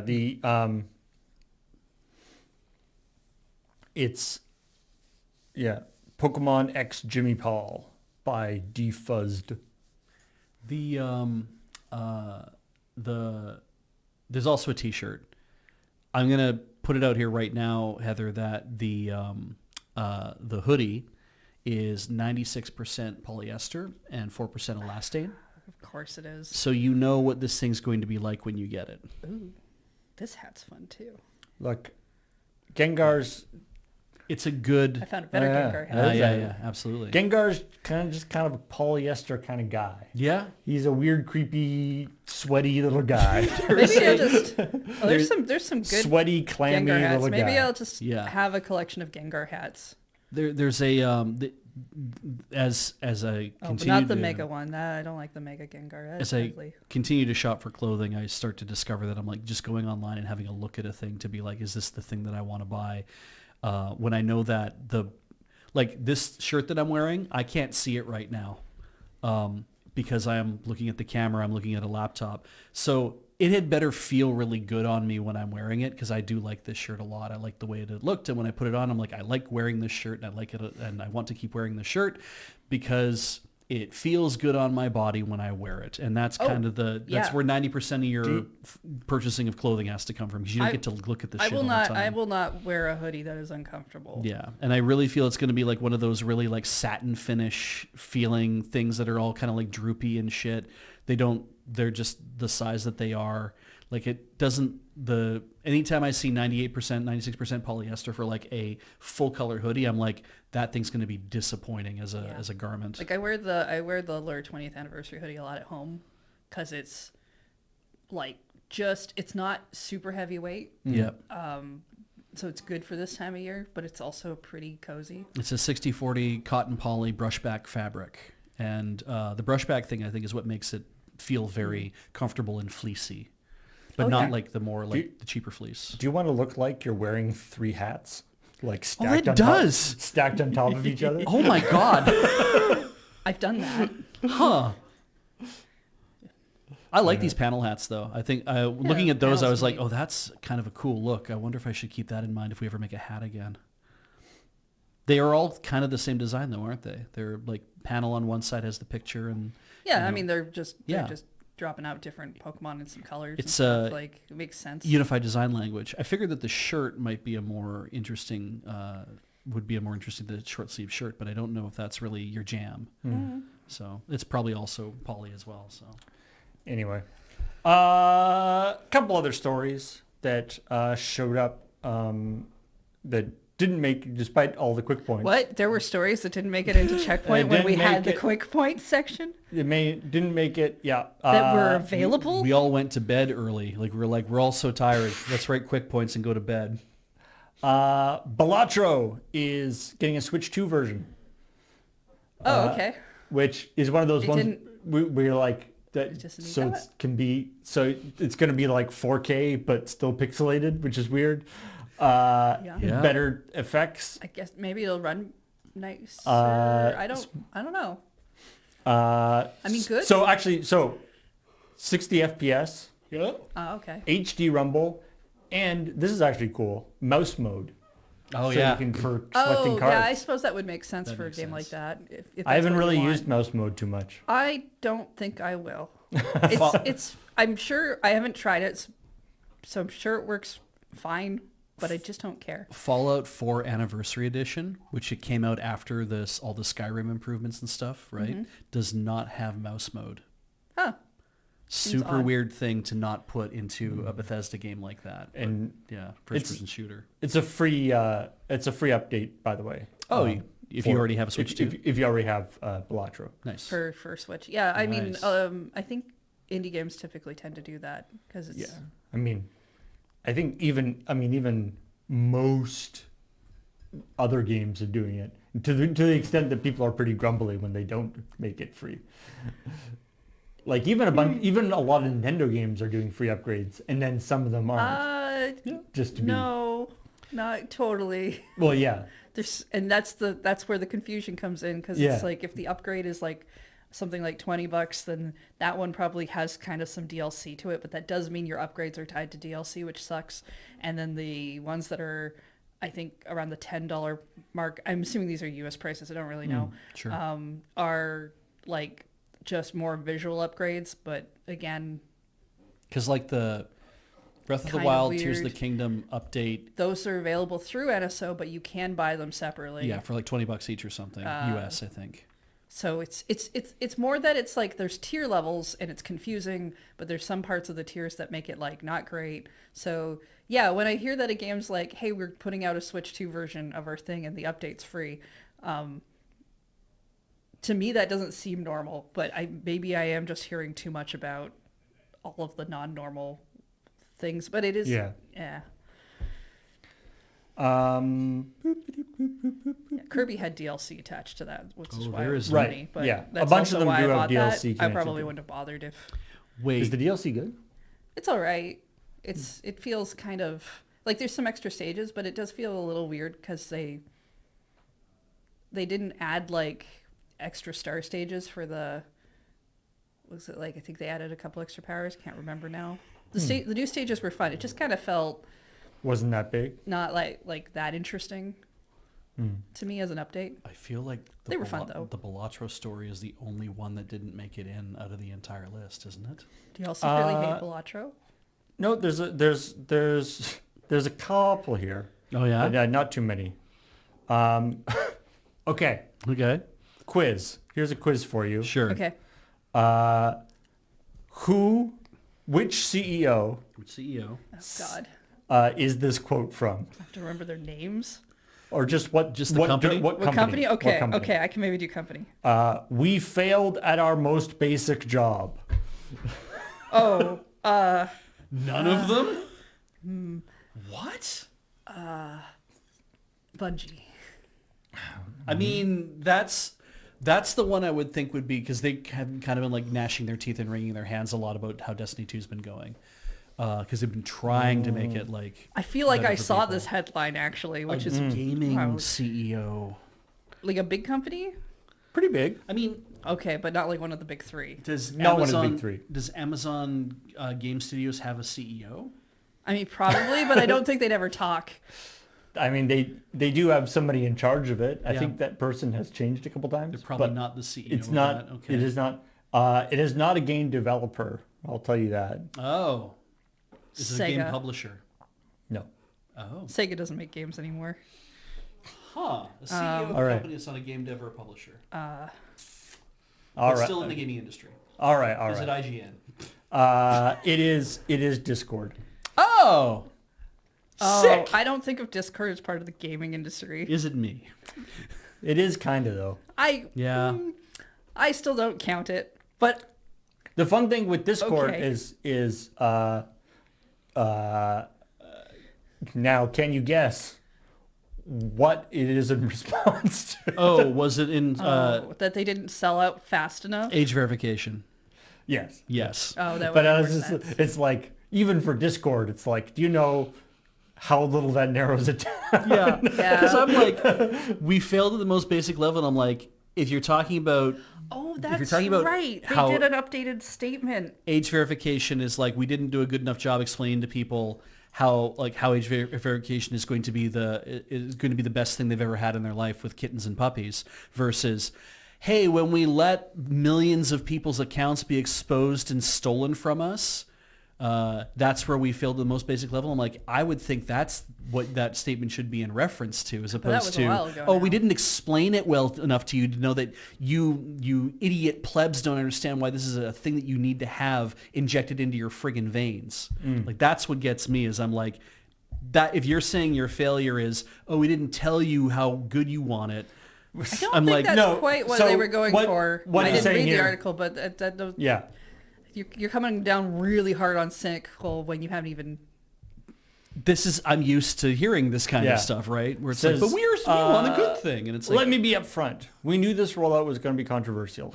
Anytime you introduce something that touches on identity and verification, people are going to have strong feelings, rightfully so. In hindsight, we should have provided more detail about our intentions and how the process works. The way this landed, many of you walked away thinking that we were requiring face scans and ID uploads from everyone just to use Discord. That is not what's happening, and the fact that many people believe that tells us we failed at our most basic job. Communication, Clearly yeah. explaining what we were trying to do and why, and that's on us. That's a half decent apology from that's not, like it's not an apology, but it's the damned closest thing we can. Like- yeah. So they're said not half decent. they're not Apologizing apologizing for anything. They're not apologizing for doing the age verification thing No. because they believe. I mean, for one thing, they think it's a good idea, but also from a legal standpoint, they believe that they actually have to do it. Yes. So But Yeah. admitting you made an error in trying to like communicate a thing is still yeah, more than I feel like I've ever seen.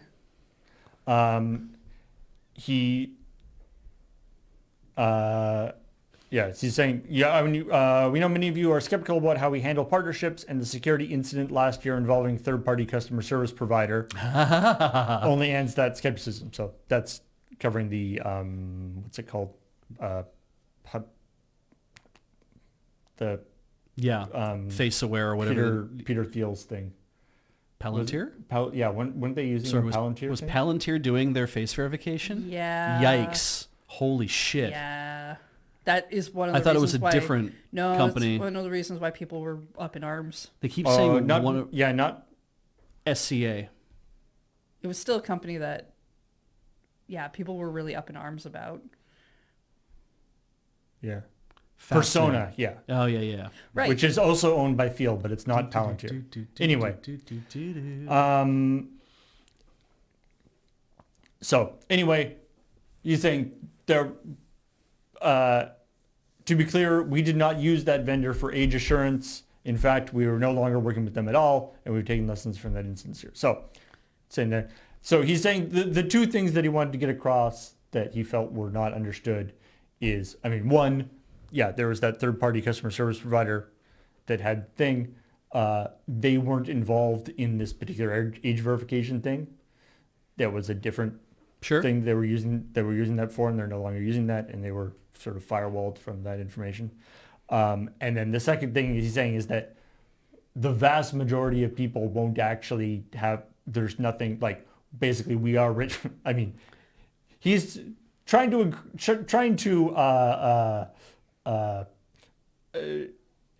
assuage your fears. Yes. By saying that we actually already know the information for most people. Yeah. Because if you've got any credit card details, if you got they can pull the information from a lot of other places. Absolutely. Rather than directly asking you for it. Yeah. So he's saying for most people they won't actually have to do anything because we already know. Yeah. Which if you haven't given us your credit card, it's sort of comforting, but on the better other give us hand, something else. it's also Yeah.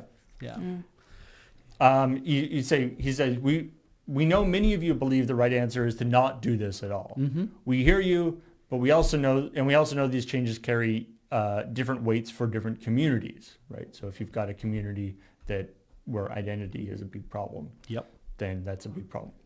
And for some, these questions of privacy and identity are not just preferences, but are safety concerns shaped by real experiences. That's not lost on us, and it directly informs the choices we are making. We also know, from running this platform for more than 10 years, that teens need real safeguards. And the number of teenagers on Discord has significantly increased since the pandemic, and they deserve an experience appropriate for their age. And at the same time, adults should be able to have a full content experience on Discord. Doing both responsibly means having safeguards to help ensure age-restricted content stays in adult spaces. So, yeah, they feel that they need to do it, but they're saying that they will try to do it better. The trouble with things like this too, though, is that when you say something like, "Oh, we feel that teenagers need to have a certain type of experience in a certain type of space because they shouldn't be, preyed upon by unsavory adults who are trying to, do whatever, right?" Or that I'm like, well, okay, that's we have Roblox for that already. Sure, and it's like, I get this, but all of the complaints that I've seen from people at that level, like from people who are like, the problem when you start introducing age verification in these ways is that the people who make decisions about what's adult content and what isn't not the people who operate the communities. It's the people who operate the platform.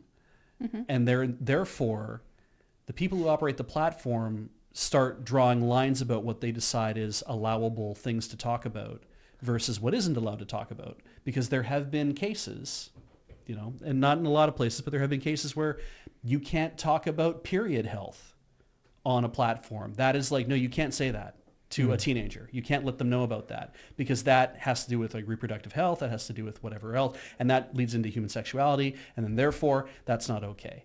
And that's, I think, part of where it's like, what threads is Discord going to start pulling to start tightening things in certain areas? And it's like, we've seen this happen on so many in other communities and stuff. All these people have seen these things happen in other communities where it's like, you can't talk about this, but if a teenager has real questions about this, we're not allowed to engage them in any of that talk because the next thing you know, someone will report that as, oh, they're trying to groom them in a way, or they're trying to give them sexual health information.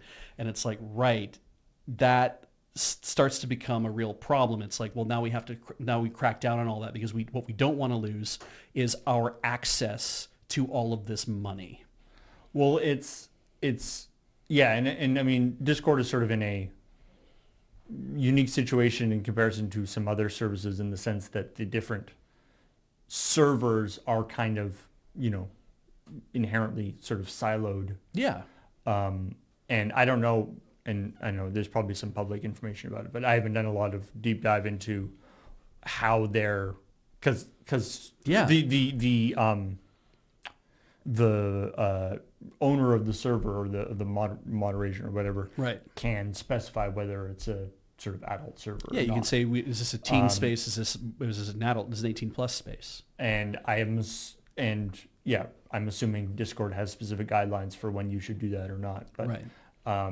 You can do it with channels and stuff too. But it is yes, they're that too. But it's like, it is also then ultimately up to like, someone's going to come yelling at Discord at some point and say, you're not doing enough to make sure that my child doesn't know about this thing that I don't want them knowing about. And it's like, and to be honest, the way Discord operates with its sort of siloed stuff, yeah, it's why I've actually been in the past sort of a little uncomfortable about them.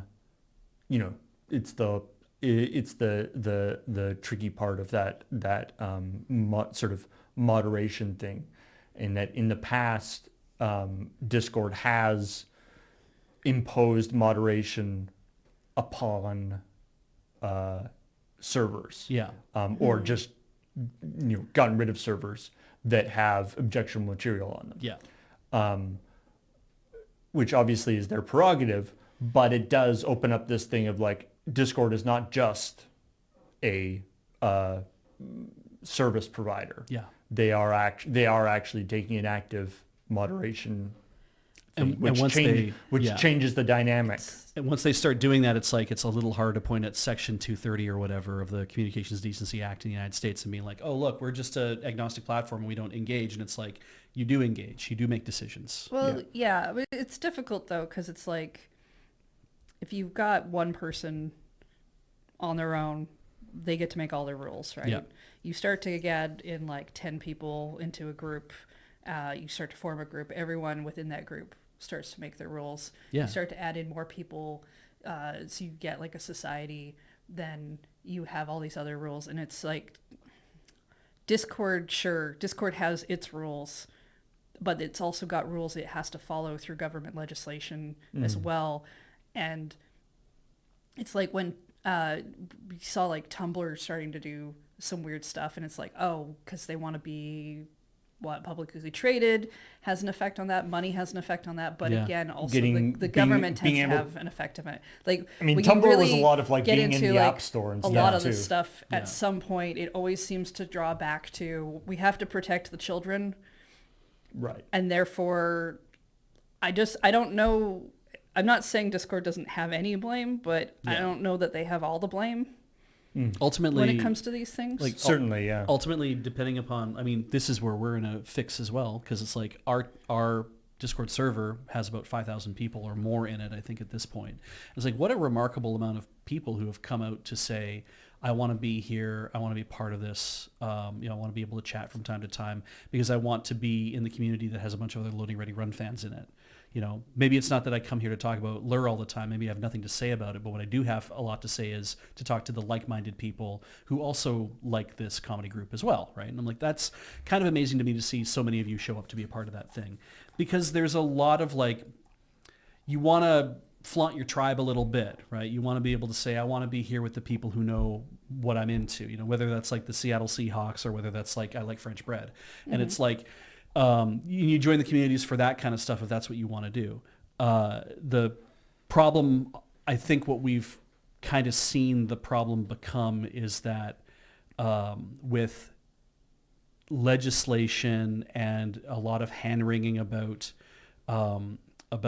how anybody interacts, doesn't matter whether you're a minor or whether you're of age. It's like how anybody gets onto a social media service, and what they've kind of been, the social media services have been like kind of not great for our mental health in a lot of ways. And we have corporations that are at the center of that, trying to grab engagement and grab people to be a part of those things. It's like, right.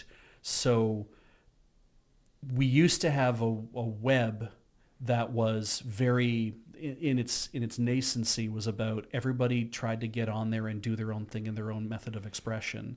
But you would do it through like GeoCities and stuff. That's still corporations, right? It's still somebody has to run GeoCities. But GeoCities, yeah, in fact. Yeah, Which somebody has to run GeoCities. Yahoo, I believe. I think they ended up buying GeoCities. I think they did buy it, but and like that kind of thing. And it's like we're seeing a maturation and changing of the social media landscape. This is why I keep coming back to Mastodon for this, because it's like you can have a tiny server of people spin up to do a thing and have only so many people on that. You can have people getting onto other services and being like, this, I can take a chunk of this and operate it on my own. Yeah, but we still have people trying to control who can even go on the internet. There's that too, which is beyond Mastodon. Yeah, just right? being like, able to. It's similar to being like, oh, libraries. Yeah. Let's just not allow certain books in libraries because kids go in there. Yeah. Or I guess you have to have the curtained off section that makes sure that you face scan of whatever now. Or if a kid wants to sit down at a computer in the library to use it to do some stuff on it, it's like, well, you have to be vetted and have to do a whole bunch of things there as well, because there's a fear of what if that child does something. You can say spaces are things places can go in for everything, but again, there's still a group above that who will try to say you can't have those things. Yeah. And it's kind of, I think, our responsibility to keep pushing back against that and saying, we don't want this in this way. And I get that Discord is like they're in this position of like, we feel that we're going to become more and more liable if we don't actually start pushing back and cracking down in our own way. And I'm like, okay, so that's where the rubber meets the road, right? Whether it's on your tires or your shoes, it's like, do you walk away from this and try to find another place to have that same community? I keep hitting the table, sorry, but do you find a place to have another community? Do you try to form a community in a different space that is more freeing? When people used to have forums all over the place too, it was like, that felt really weirdly private in a way. You were operating your own server and you're doing everything like that. And it's like everybody comes in to operate out of the forum and have a conversation there. And I mean, to me, yeah. And like, to me, a lot of the time when people complain about, some Discord some, there'll be some, a sort of private Discord, they'll be like, oh, this private Discord group where they coordinated the harassment of this person, or the private Discord group where they did all this terrible stuff, or they were trading bad pictures, or all sorts of stuff. Yeah. Which probably does happen in Discord. It's like, why isn't Discord doing something to fix this? And in some ways, and it's like, yeah, it is on Discord servers, so there's a certain aspect that, but in some ways it's like, why isn't PHPBB doing more to stop these forums, right? Yeah. It's like, they're just the software, but, who knows? And, well, I mean, because in this, we talk about Discord here, but like in Japan, it's Line. Yeah. Right? It's like, why is my child being bullied online? Why is there like a group of kids at his high school that all meet online to figure out new ways to bully him every day? Why are we finding out about that? Why isn't Line doing something to prevent that? And it's like, that's not really a thing where, and it's like, right, I don't know how imperative bad behavior should be on the companies that operate the platform. I do want to, just before we get off this topic, I did want to mention, obvious, because it's obviously relevant to our community, the Loading Ready Run Discord server is not classified as an 18 plus server. Yeah. We are already we don't do 18 plus type stuff on our server. Mm-hmm. It is not there. So as far as I know, you should never be required to do any age verification to access our server or contribute to anything. Yeah. So that's good. As far obviously, as we know. it's good for what we're doing. So that's good anyway. But we have no plans to move to a place that we don't know exists. Yes. Like it's, I know people want to be like, oh, we all have to get off Discord right now. And we all have to, like, when we all had to get off Twitter and we all had to get off of whatever. Yeah. But like, some of these things are rules that are being imposed by governments. And that's why some companies are doing these things.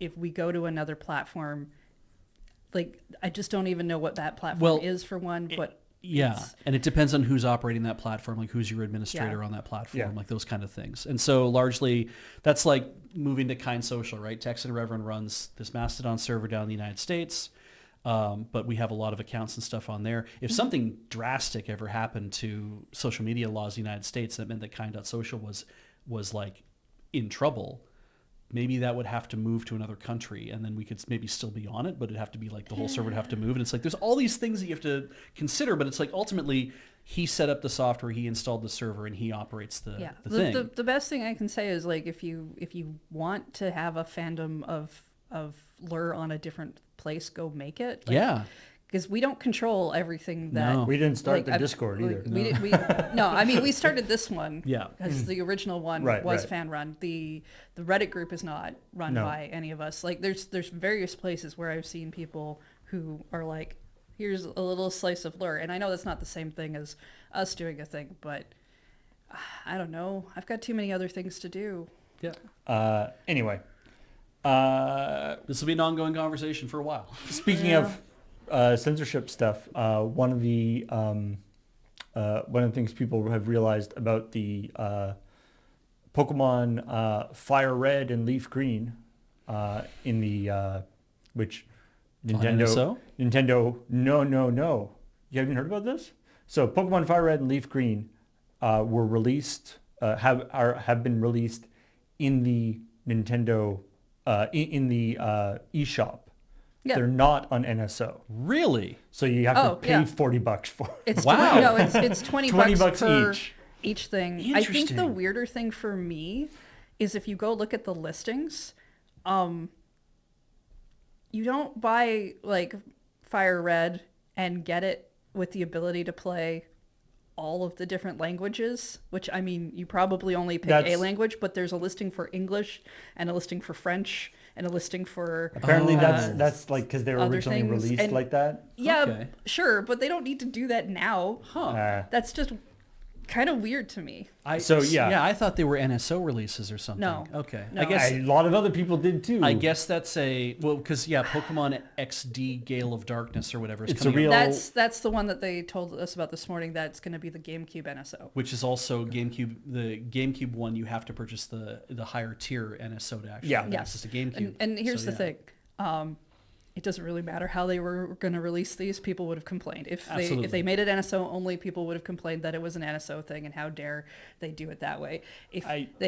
Unless they had released these for free, people were going to always complain that you had to pay for them again. Yes. You have to. I feel- it is mandated by law that if you play Pokemon, yeah. you have to buy this again. I feel like releasing it on NSO, the service that they had previously established for releasing their older titles, Classic content. wouldn't have resulted in that much of a backlash. You say that, but everyone complain. A lot of people complain about NSO just existing. I guess. In spaces I've seen. I wouldn't say nobody, but a fair chunk of people still would have complained. I mean, yeah, I guess.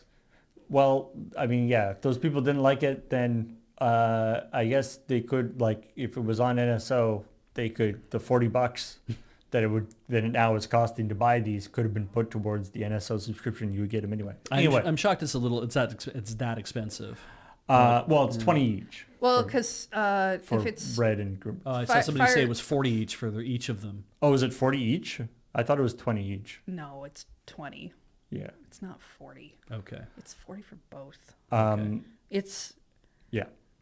I believe those were Game Boy Advance. They are Game Boy Advance. Yeah, So, which is the other thing is that the Game Boy Advance NSO library is really anemic. Yeah. At the moment too. So people are like, that would have been a good get for the Yeah, Game Boy Advance library. and I agree, but at the same time, I'm just saying that it doesn't matter what they would have done.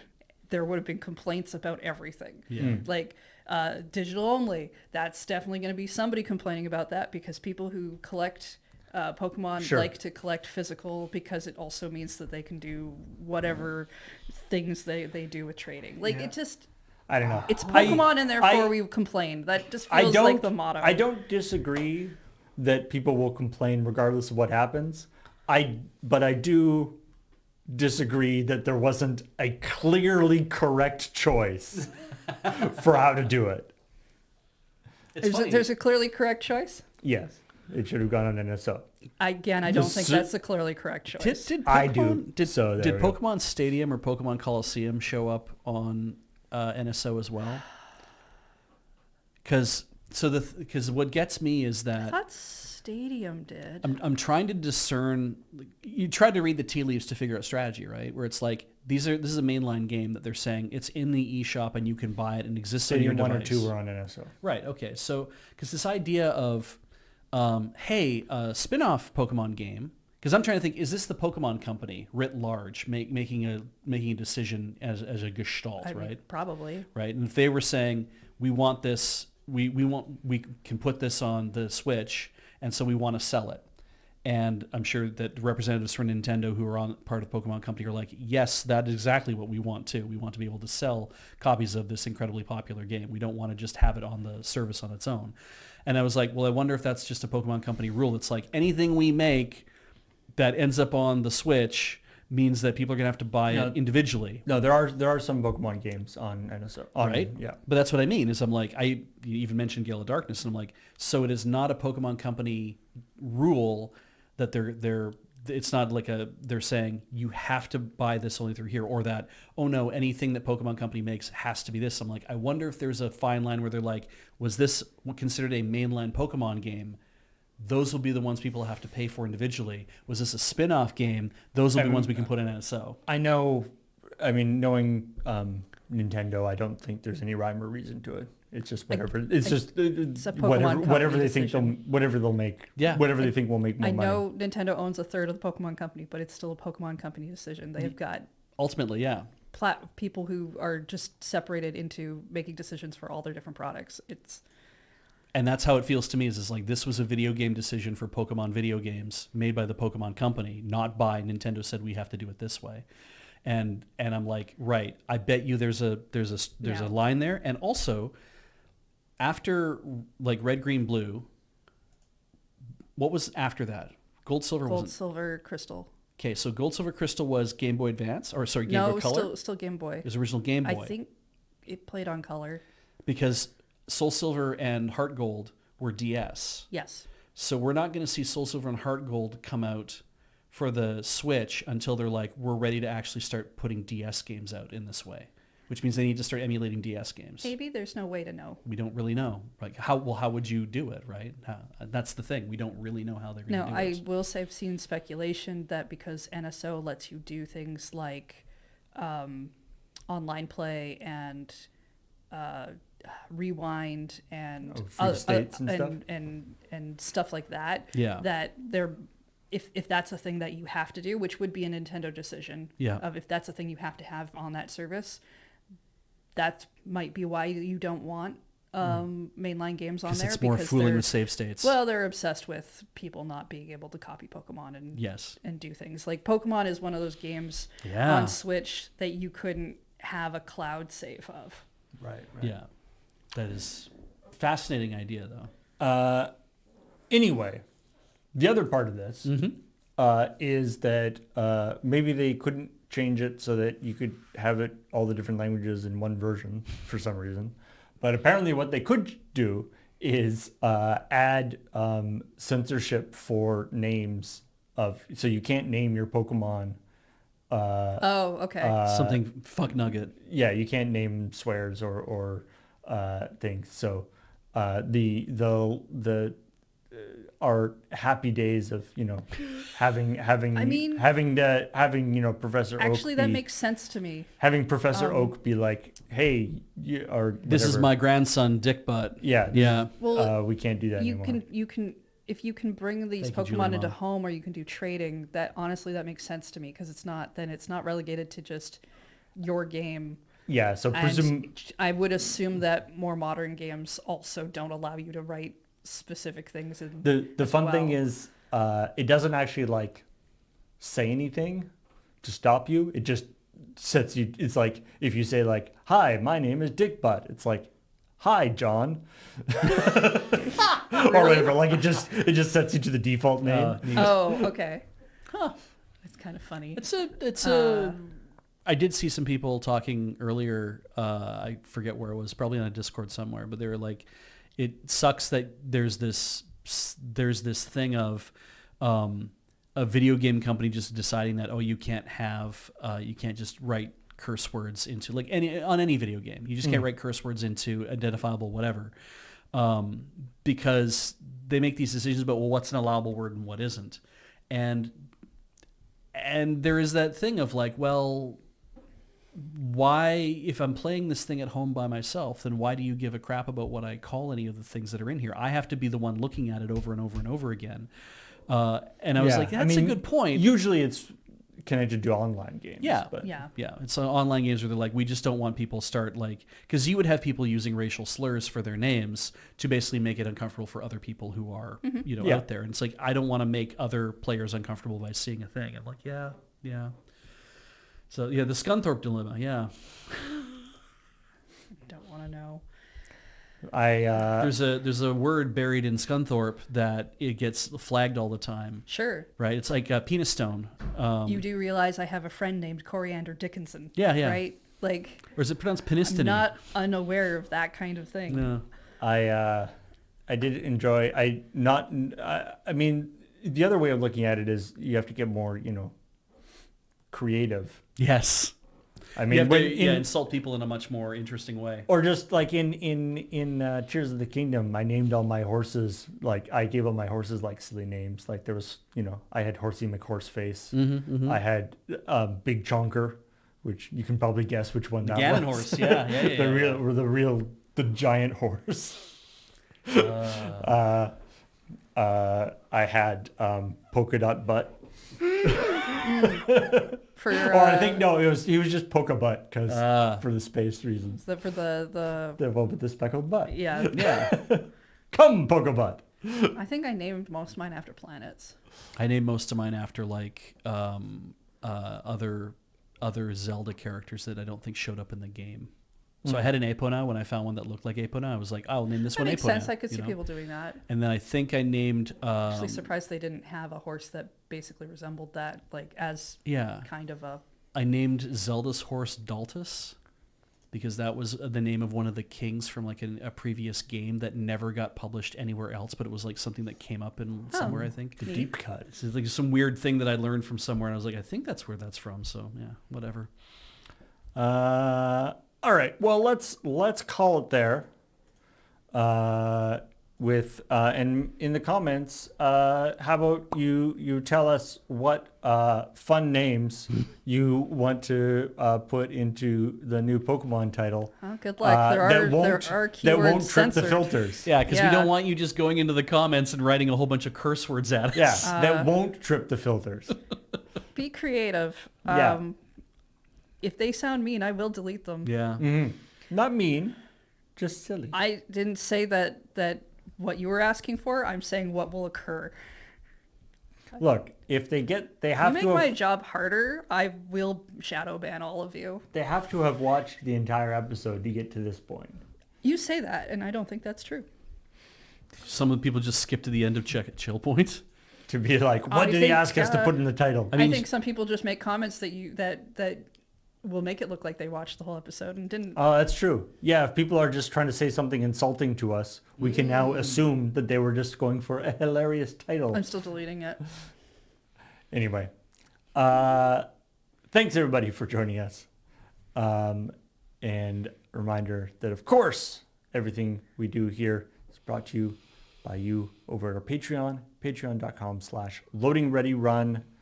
You are what enables us to continue making silly jokes, and in some cases saying things that are incorrect. and then later having to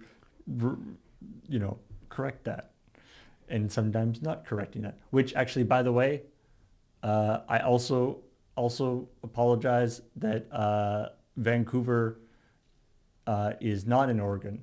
It is, in fact, in Washington. Right. It is only very barely in Washington. Yeah. I mean, let's be real. It's in BC, and I refuse to acknowledge the other one. One time I was traveling down the States, traveling down the West Coast, and I got on a Greyhound in Seattle, and it said, next stop, Vancouver. And I was like, oh no, I'm going the wrong way. Start at loadingreadyrun.com. Anyway. We have a scarf, Yes. and we've got like mugs and things. Start at loadingreadyrun.com. Check it out. Scarf, toque, mugs, and playmats. I've seen people have talked about getting their scarves and toques and mugs already. I'm glad. That's So. excellent news. Goodbye. Thanks everybody for watching. Talk to you later.